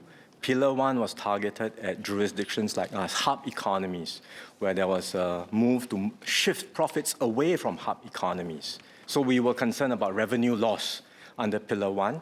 Pillar 2 was about a minimum tax rate across the board. And that would give give upsides to revenue, but we weren't sure at that time whether Pillar 2 would be implemented. Today, Pillar 1 has not taken off. So the downside risks have come down, at least for now. It may be resurrected later on, but Pillar 1 has not been implemented. It's not on the agenda for now. Pillar 2 has had broad-based consensus, and therefore jurisdiction after jurisdiction have been implementing their version of a domestic top-up tax, and we have to. That certainly will provide revenue upsides, but it does not change our broader assessment that even with the revenue upsides, we will have to spend more, and we'll have to find ways to strengthen our investment promotion toolkit. Because notwithstanding the minimum corporate tax of 15%, which was supposed to give governments more negotiating power over the MNEs, the reality is the MNEs still have considerable negotiating power. And governments everywhere want to attract these strategic investments to their own countries. And they are continuing, notwithstanding a minimum corporate tax of 15%, to offer other generous incentives, which are considered BEPS compliant. So they are spending more, they are offering a whole range of different incentives to reshore or to attract strategic investments like that. That's what the competitive landscape is today. That's the reality of the competitive landscape. So the revenue upside is more assured in terms of the domestic top-up tax, but at the same time, we are very likely to also have to spend more on the economic front to stay competitive. Associate Professor James Lim.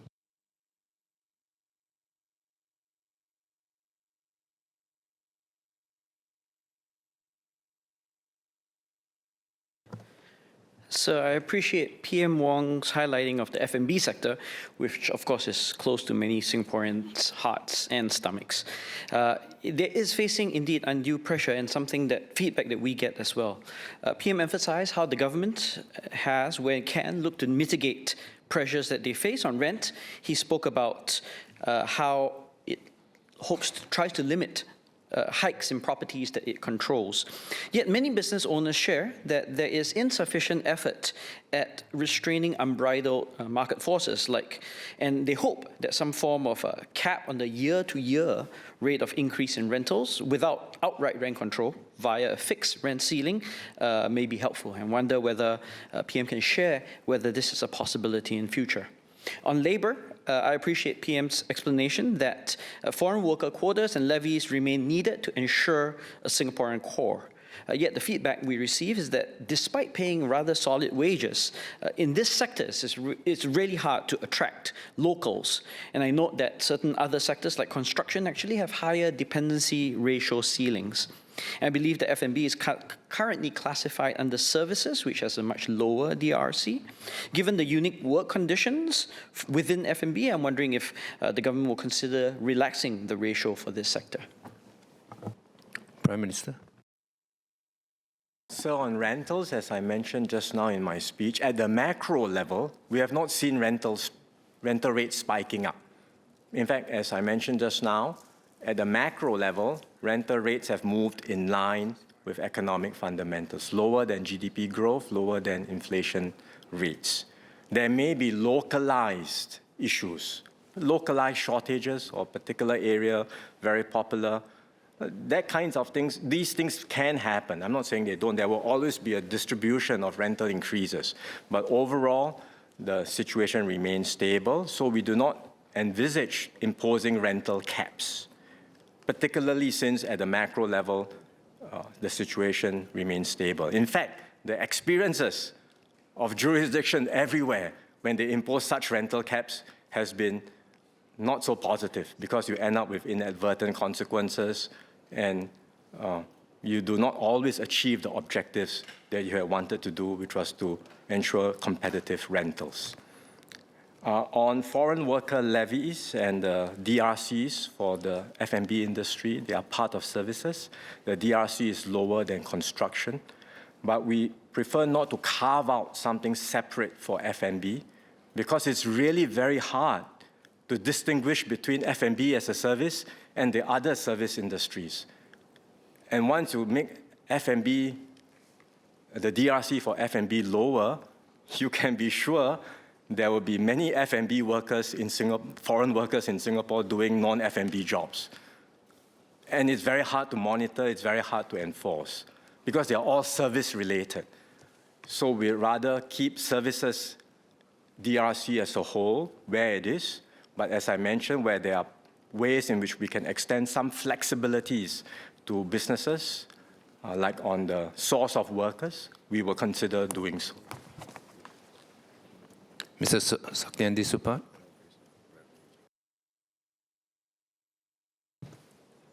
Thank you, Mr. Speaker. I've got 3 SQs. First of all, I'd like to thank PM for mentioning that he'll be releasing fiscal projections beyond 2030. We're just wondering whether I can get clarification from PM whether those projections will be accompanied with economic baseline assumptions, specific scenarios. That would be useful for the public. Secondly, but within the same domain, thank you to PM for explaining the reassurance that the fiscal policy has been expansionary, so it helps relieve sort of concerns that it has been extracting, and there's opportunity cost on that front. Second SQ, Mr. Speaker, is on climate transition. I think PM in his speech and in his opening budget did touch a bit on climate and energy transition, but I was wondering whether PM can share a bit more about climate transition, especially our plans to have those polders around Singapore. What are those costs on our fiscal needs and our fiscal expenditure going forward? Because those will be quite substantial beyond 2030 and beyond 2040 as well. And thirdly, in terms of I would like to thank PM as well about him mentioning about my suggestion about changing the thresholds for the income tax thresholds to help relieve lower income and middle income workers and Singaporeans. I was wondering what's the possibility of that suggestion actually being implemented? Thank you. Prime Minister. So on the three questions, first, yes, we will provide the economic assumptions underpinning our fiscal projections. Second, on the climate transition, we will continue to provide more information on both our mitigation as well as our adaptation plans, because we are moving on both. On the mitigation, it's really about pushing for decarbonization and doing more in terms of clean energy, and there will be opportunities in due course to share more. On adaptation, it's really about protecting Singapore against rising sea levels, and we will also find opportunities to share more about these plans. We have already started to set aside resources for these two areas of work, which will require a lot of additional investments. So we are already setting aside funds for that. Thirdly, on the personal income tax thresholds, as I said just now, we will take on board these suggestions as part of our regular fiscal reviews. I would also just want to mention again on the point that Mr. Associate Professor James Lim talked about rental. While I gave a macro picture about the overall rental rates, as I mentioned in my speech just now, I do recognize averages may not capture every single experience. There will be instances where rental renewals end up with sharp increases. We know that this happens, but the interventions and the way we help will have to take into account the different considerations. We do not think rental caps will work, but for example, if we understand better a particular situation where there has been very sharp increase in rental, but for that location, it could be a supply shortage. There could be specific circumstances linked to that area. Then we will have to study and consider what appropriate interventions might work for such circumstances. Okay, Associate Professor James Lim. Just to very quickly clarify, I don't mean a rental cap in terms of the total amount that it can increase to, but just the rate of increase, precisely what you are getting at, which is when there's a surge, whether there's a cap on how much that surge can occur. Prime Minister. Sir, as I mentioned, in instances where government is a landlord or where we do have some control over rentals, hawker centres, HDB rentals, JTC rentals, we already do so, and we will continue to fine-tune our framework. Ms. Mariam Jaffa.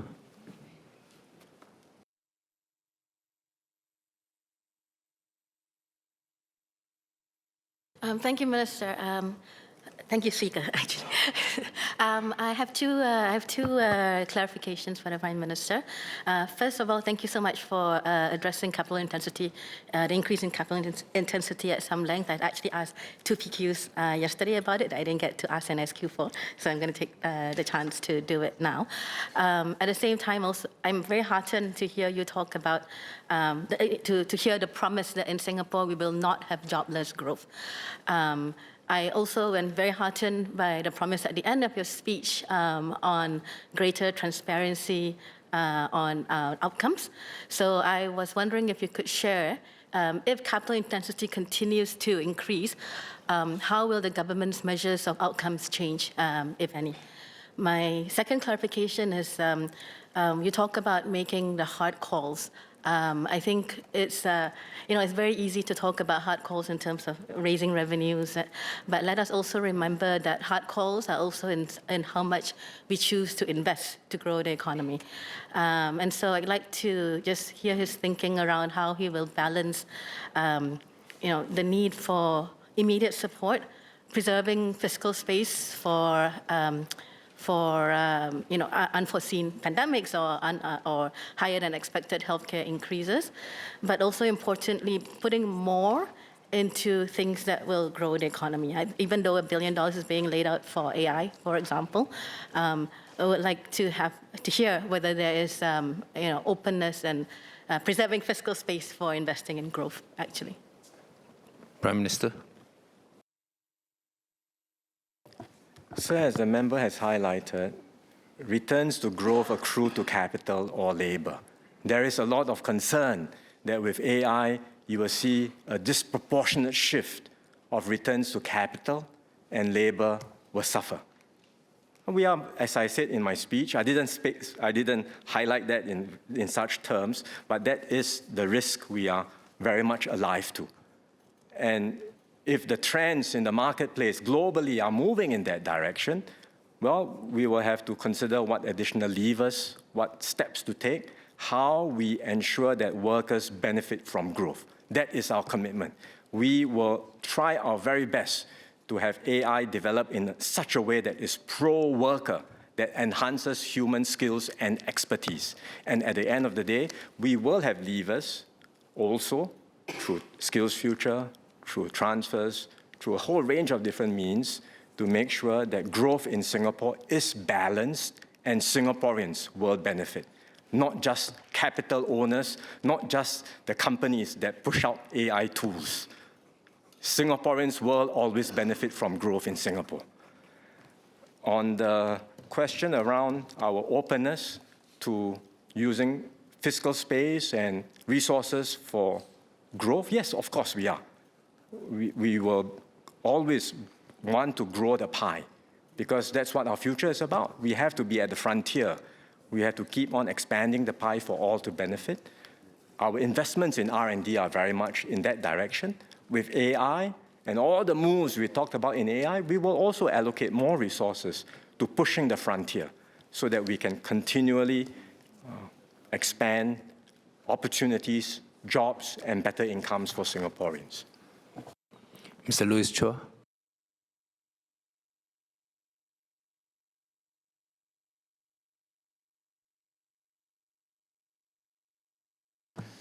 Thank you, Speaker. Three clarifications for PM. I think the first is on the point he mentioned about the one-offs that I mentioned in my speech. To me, the question is really, as I've shared in my speech, in light of our surpluses, are we then better off to put in place the structural levers and interventions rather than having to decide on these on a one-off basis year after year? So I gave the example of personal income taxes. Are we better off having that updating of the bracket rather than have varying personal income tax rebates year after year?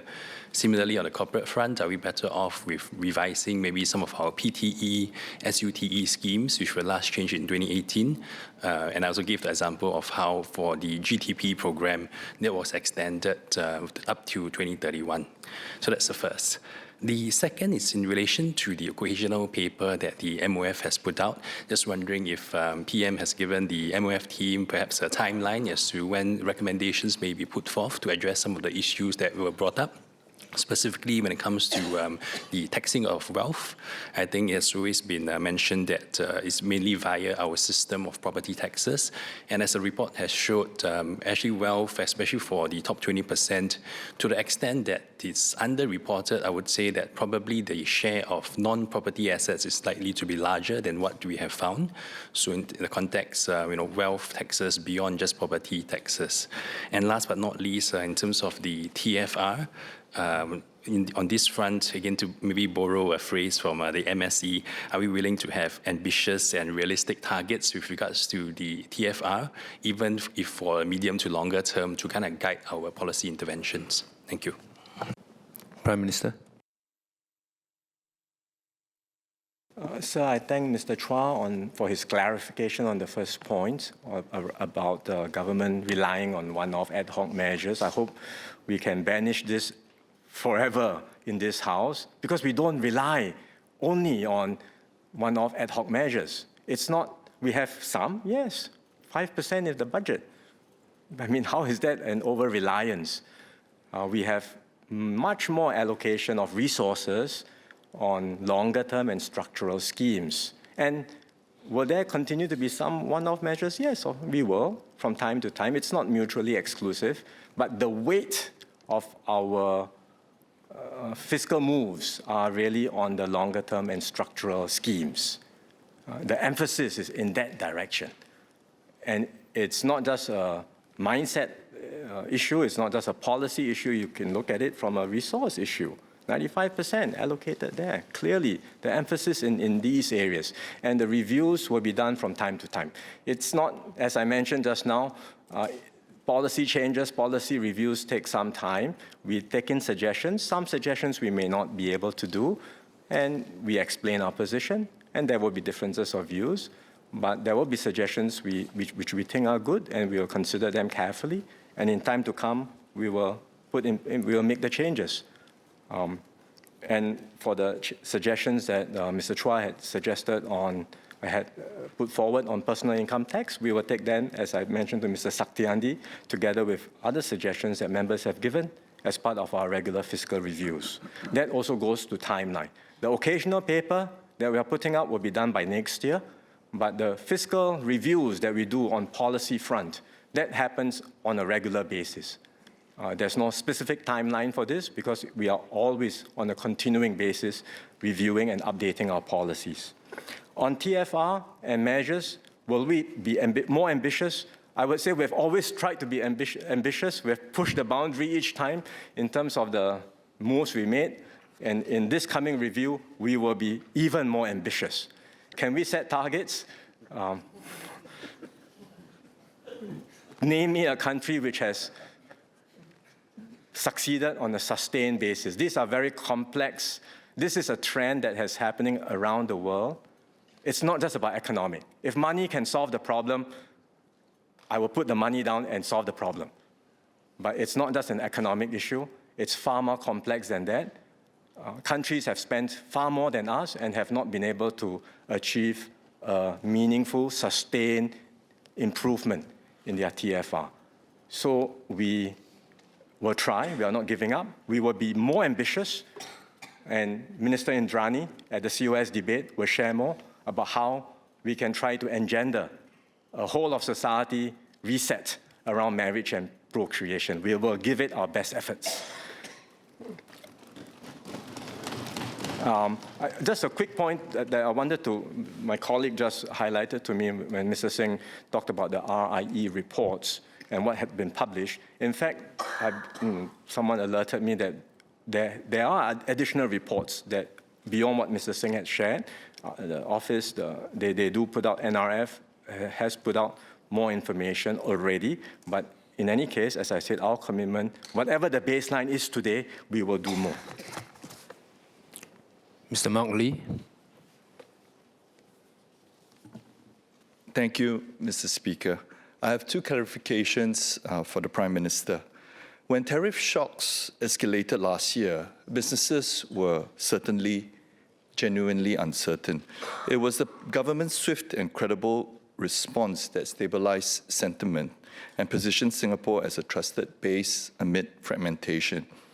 However, as the tariff situation becomes uncertain again and supply chains continue to readjust, could the Prime Minister give assurance to businesses that we will have the fiscal space to support them to respond decisively if volatility intensifies? At the same time, as we move decisively into frontier industries like AI, quantum, and space technologies, these are energy-intensive and capital-heavy sectors. Could the Prime Minister clarify how the government assesses our long-term fiscal headroom to support both frontier industry development and the sustainable energy infrastructure required to power it? Thank you. Prime Minister. So on the first question, yes, we give our assurance to all businesses. We are all in this together. Whatever uncertainty and volatility we may face, the government will certainly be there to walk with our businesses and our workers to navigate the changes ahead of us. We are not out of the woods yet. The situation was better than expected last year, but there is new uncertainty now, and I think uncertainty and volatility will now be the norm anyway. So we will continue to work closely with our businesses and workers, and also as part of our tripartite system. On the frontier industries and sustainable, and the fact that they are energy intensive, it is a cause for concern. I think Mr. Dennis Tan had also spoken about this. We are trying our best to manage this, and the solution for us at the end of the day is to accelerate our efforts on decarbonization, to be able to harness even more clean energy sources than what we have, than the limited sources we have today. That is key. It may not be, the new sources may not materialize in the short term. We are working on multiple fronts, including importing clean energy from outside Singapore, pursuing ideas like hydrogen as well as civilian nuclear energy. But we are going full steam ahead on all of these areas so that we can find clean energy sources for ourselves, reliable, sustainable, competitive, and that will help drive the industries of the future. Ms. Yeo Wan Ling.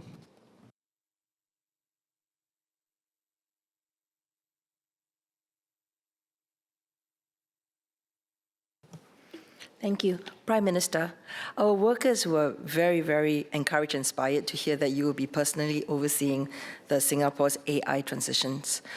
With revenue autonomous vehicle bus services expected to commence this year, as well as pilot AV shuttle services already underway, it's clear that the pace of change is accelerating.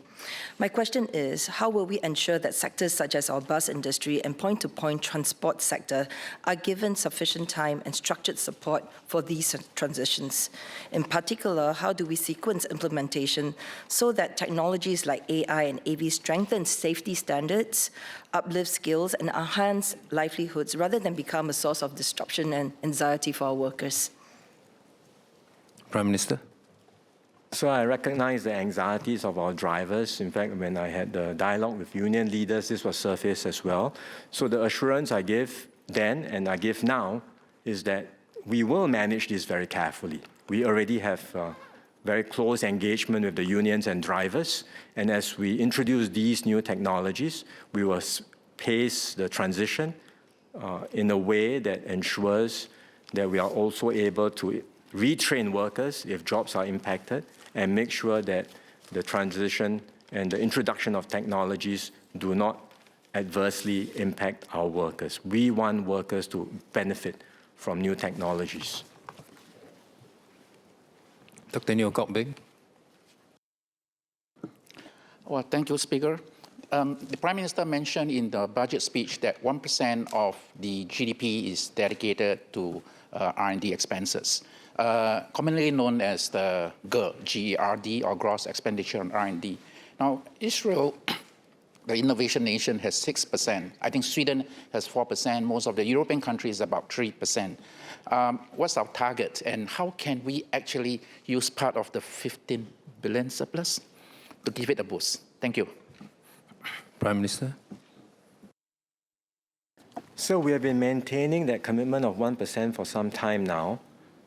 I don't think it's about saying we just have to do more and spend more, but we, as many have highlighted, want to ensure good outcomes from our R&D spending as well. So we will continue if the outcomes are good, if we are getting good results, we are able to get good projects, certainly we will be prepared to put more into government R&D. But it's also not, we also don't just track what government spends. We want government spending to catalyze more business R&D.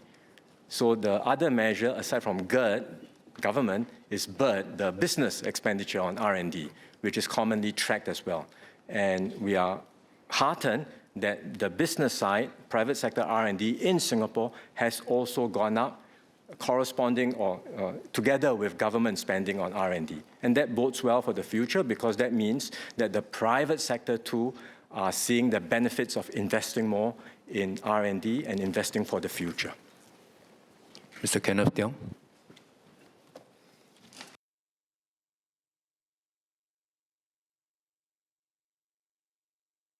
Thank you. Thank you, Speaker. So I, of course, respect the Prime Minister's prerogative to characterize my views on R&D as somewhat one-sided. So I'd like to offer him the opportunity for a fuller defense in light of perhaps three groups of facts. First, since 1991, the first National Technology Plan to RE 2030, the nominal amount committed is about 125 billion, of which I think that there are indeed no few visible commercial outcomes. Meraxis in 2025 was the first and only billion-dollar IPO. I don't recall any other commercially significant companies out there. And even if we were to, accept that we were to give the government that it is an MNC-driven strategy, the first phase of the Biopolis project was not a big success. I mean, for all the MNC R&D offices for these pharmaceutical companies. In 2010, you have the departure of Eli Lilly. 2013, you have the departure of Pfizer. 2014, the departure of GlaxoSmithKline. 2016, the departure of Novartis. So I don't really quite see where perhaps he is having his different view from. And my second clarification is whether he will consider taking on a policy, putting on a policy investment bank function, or rather reconstituting it, given that it has been missing since Temasek, since Madam Ho Ching took over Temasek in 2002. Prime Minister. Sir, as far as the outcomes of R&D are concerned, we track a whole range of outcomes. It's not just on the basis of a company getting IPO success. There are outcomes with regards to jobs created. There are outcomes with regard to the spillovers to local industries and the SMEs that support our MNEs doing research here. There are outcomes to the wider economy and incomes that are raised. So there are outcomes with regards to business expenditure on R&D, which we talked about just now. So it's not just a narrow focus on a single measure of success, but a wide range of different indicators. For both the research part, mind you, which is also important because we are not only wanting commercialization success, we also want to anchor strong basic research.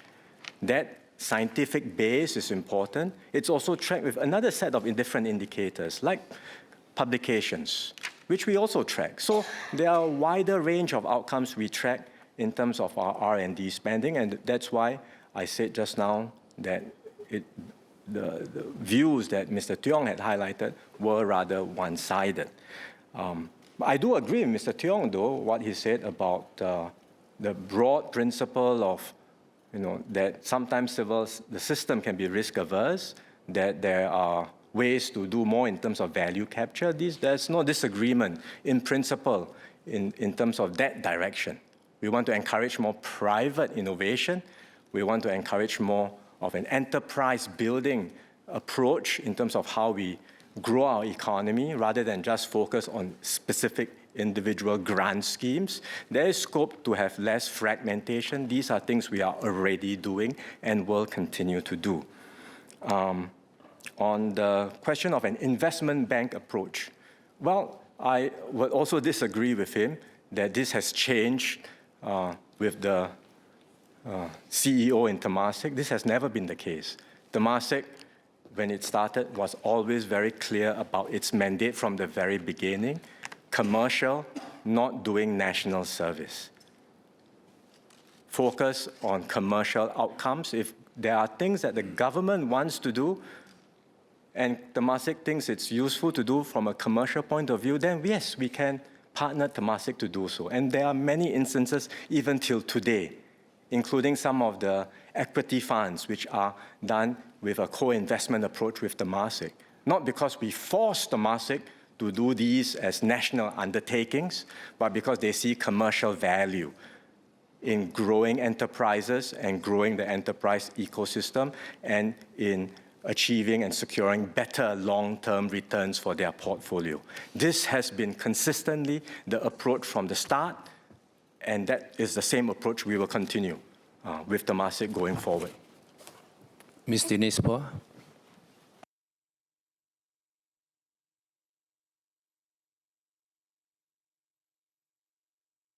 Yes, sir. Thank you, PM, for a convincing roundup speech. I'm seeking three clarifications. Number one is on SMEs. In this age of AI and growth, I asked about how government intends to strengthen the intermediaries who are actually advising the SMEs in this age. And intermediaries like the SME Centre, Singapore Business Federation, NTUC, E2I, the trade associations, for example. From where can these intermediaries tap resources to advise and to be in a good position to advise as well? That's my first clarification. The second one is on PM's comment on no jobless growth. I wrote that down, so you said that. No jobless growth. And I wanted to hear your thoughts on the prognosis of those Singaporeans who are unlikely to catch up, the vulnerables, for example, and like the seniors, some of the seniors, like persons with disabilities who have higher support needs, for example, and they might actually lose jobs in this time and age. So I wanted to hear your views on those who are likely to lose jobs, actually may not be able to take up or upgrade their skills in that sense. And the third clarification is on TFR.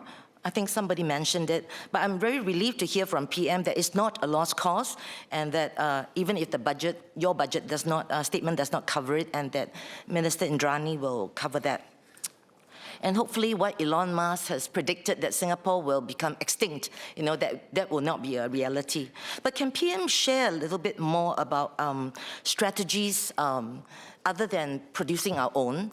And we know that many young people may not want to get married, or even after they get married, some of them prefer pets to children, Are there other strategies that you will consider, like easier adoptions, procedures to have more people be adopted, more of us Singaporeans adopting? And second is in terms of immigration as well, to bring in people who are of the right profile and suitable profile to grow our Singapore population. So three clarifications for you, sir. Prime Minister. So on intermediaries, it is an area we are looking at. No easy answers now, because where it comes to providing IT solutions that are AI-enabled, that's quite straightforward. But when you talk about intermediaries who truly understand what it means to transform an enterprise using AI, in fact, there are very few. And I mentioned this in my budget speech. Even the leading companies are grappling with this and looking at ways to do this better. So it's an area where we ourselves are looking to build capabilities and expertise, and identifying experts who can help us, and also help, not just help us as in help government, but help the intermediaries within our economy who can in turn help our businesses, especially our SMEs. Second, on jobless growth and the concerns that vulnerable groups may have, we are very mindful of these concerns, and that's why we have progressively strengthened our social support system. We put in place job seeker support. We are strengthening Skills Future, and we will continue to monitor this segment very closely, the impact that AI may have on vulnerable and disadvantaged workers, on seniors, and we will continually review and strengthen our support mechanisms.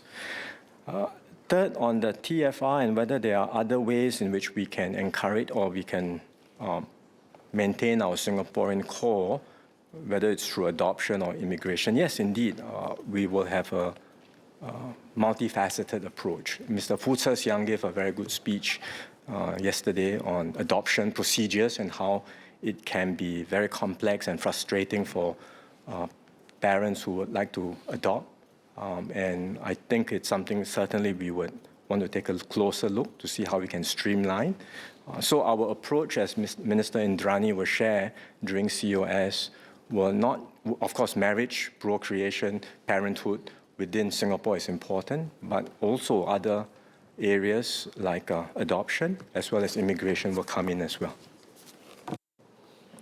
Associate Professor Kenneth Goh.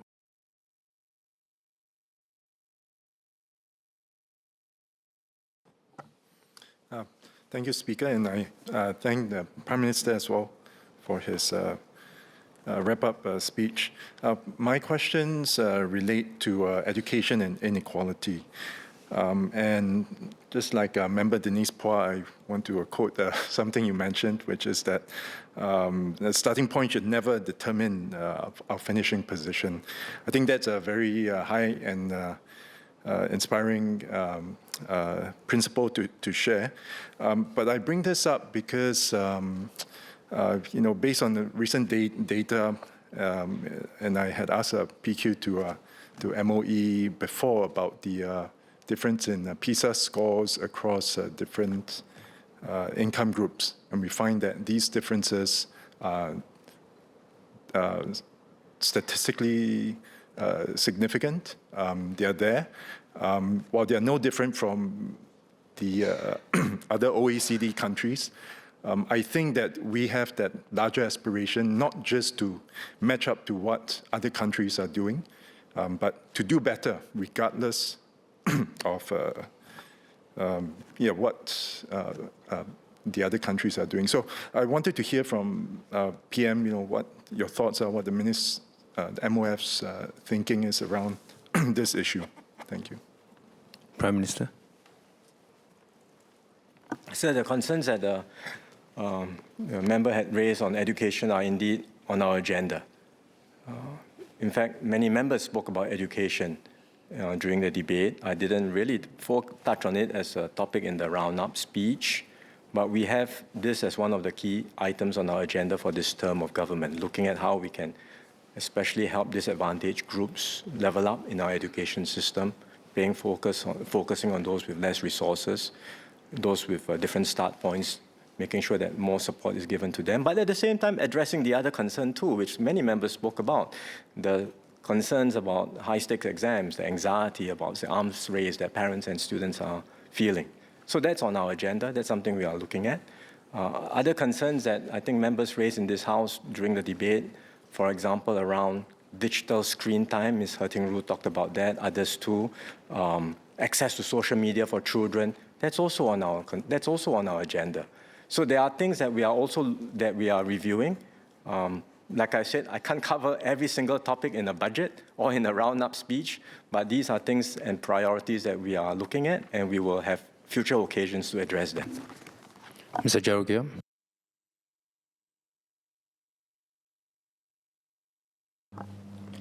Thank you, Mr. Speaker. I thank the Prime Minister for responding to my speech. I've got two clarifications. The Prime Minister said that budget estimates are prepared by MOF as economists based on available data, including GDP growth projections. While I accept that GDP growth is highly sensitive to external shocks and can deviate significantly from forecasts, and this impacts the actual fiscal position. But in the interest of transparency, will MOF provide more disclosure regarding the methodology of its revenue projections? For example, are GDP assumptions pegged to the midpoint of the official forecast range at the start of the fiscal year? And what is the specific weighting of GDP growth in fiscal estimates? Secondly, the Prime Minister argued that these deviations are within a reasonable range and result in unavoidable volatility. However, this does not fully account for the systemic nature of the trend. Could the Prime Minister explain why there's a consistent directional bias towards conservative fiscal marksmanship over the past 20 years, excluding the 2 years of exceptional circumstances of the COVID-19 pandemic and the FY 2023 modular package allocation? 18 of these 20 years, the actual surpluses have consistently exceeded original estimates by significant margins. A review of the historical data shows that these variances frequently reach double-digit, triple-digit, or even quadruple-digit changes. Prime Minister. Sir, the MOF economists, when they look at fiscal projections, use the government's forecast of the economy, which is also published. We would typically use the midpoint of the range. And then, of course, you have to factor for, because this is in nominal terms, you have to factor for that. And the projections are done on those bases, right? There is a well-defined methodology used by many governments to project revenue, which often are tied to incomes. There's a certain buoyancy estimate of how buoyant the revenue is when incomes rise. So the GDP is the most critical assumption in many revenue projections. The estimates are what they are. Why have we seen more revenue upsides than downsides over the years? Perhaps there is a simple explanation to this, which is that we have consistently performed better than expected. We should welcome that.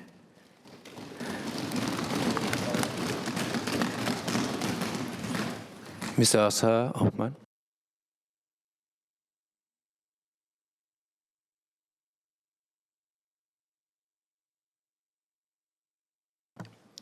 Thank you, Mr. Speaker. When mentioned about space technology, quantum technology, artificial intelligence technology, and decarbonization technology, if you look forward, it is very exciting to see all this coming. But at the same time, we must also understand the capacity of our workforce. At one point, they must be prepared to train towards a certain skill, and these skills are somewhat, I would say, common across the board, and this technology are expert skill or highly skilled needed. Having said that, how do we ensure that our workforce can keep up to the change? And furthermore, does our education allows that to happen as well? Because the speed of technology moves so fast. In other words, the speed of education must also follow through as well. So these are things that become very clear and very apparent of what I think we must prepare the workforce to. The ability to learn, the ability to quickly learn become crucial as well. Secondly, the point I want to raise is that I look at countries who have a 2040 vision, a 2050 vision, and sad to say that the fundamental of the citizen are not able to cope to the change where the country wants to go to. So in other words, as the country moves forward and get better and better, the workforce or the people still lag behind. At one form, they try to get better because of their own internal problems or their own family problems. Another section is that how do we improve, how we make them improve to keep up to the technology or to the change. So Singapore, in a context whereby we are moving quite rapidly, so does the world, but does the workforce, does the citizen able to do so? And how do we change the structure or allow the structure to be evolved, starting from education and looking at how workforce can adapt to it. Because the word itself is Ahmad, get to your clarification. So this is the point I say, how do we prepare our workforce towards this technology change? Thank you so much. Prime Minister. So I agree fully with Mr. Azhar that human capacity, human capital is critical. In fact, I would say the long-term potential of Singapore, how far we go, really depends on us being able to maximize our human potential. That is key. And that's why we have long invested in education. And it's not just about the investments, but it's about updating our system so that at the school and tertiary levels, we help prepare our students well for new industries of the future. But even that alone is not enough because, as Mr. Azhar highlighted, the technology is changing so quickly. Whatever you have learned in school or from your tertiary levels of education may very well need a refresh and an update a few years later after you graduate. And that's again why we are investing significantly in Skills Future, and we have made it a key pillar in our social compact. So we are mindful of all of these concerns, of the need to prepare our people well for the future, and we will continue to invest heavily in every Singaporean. Mr. Sean Low.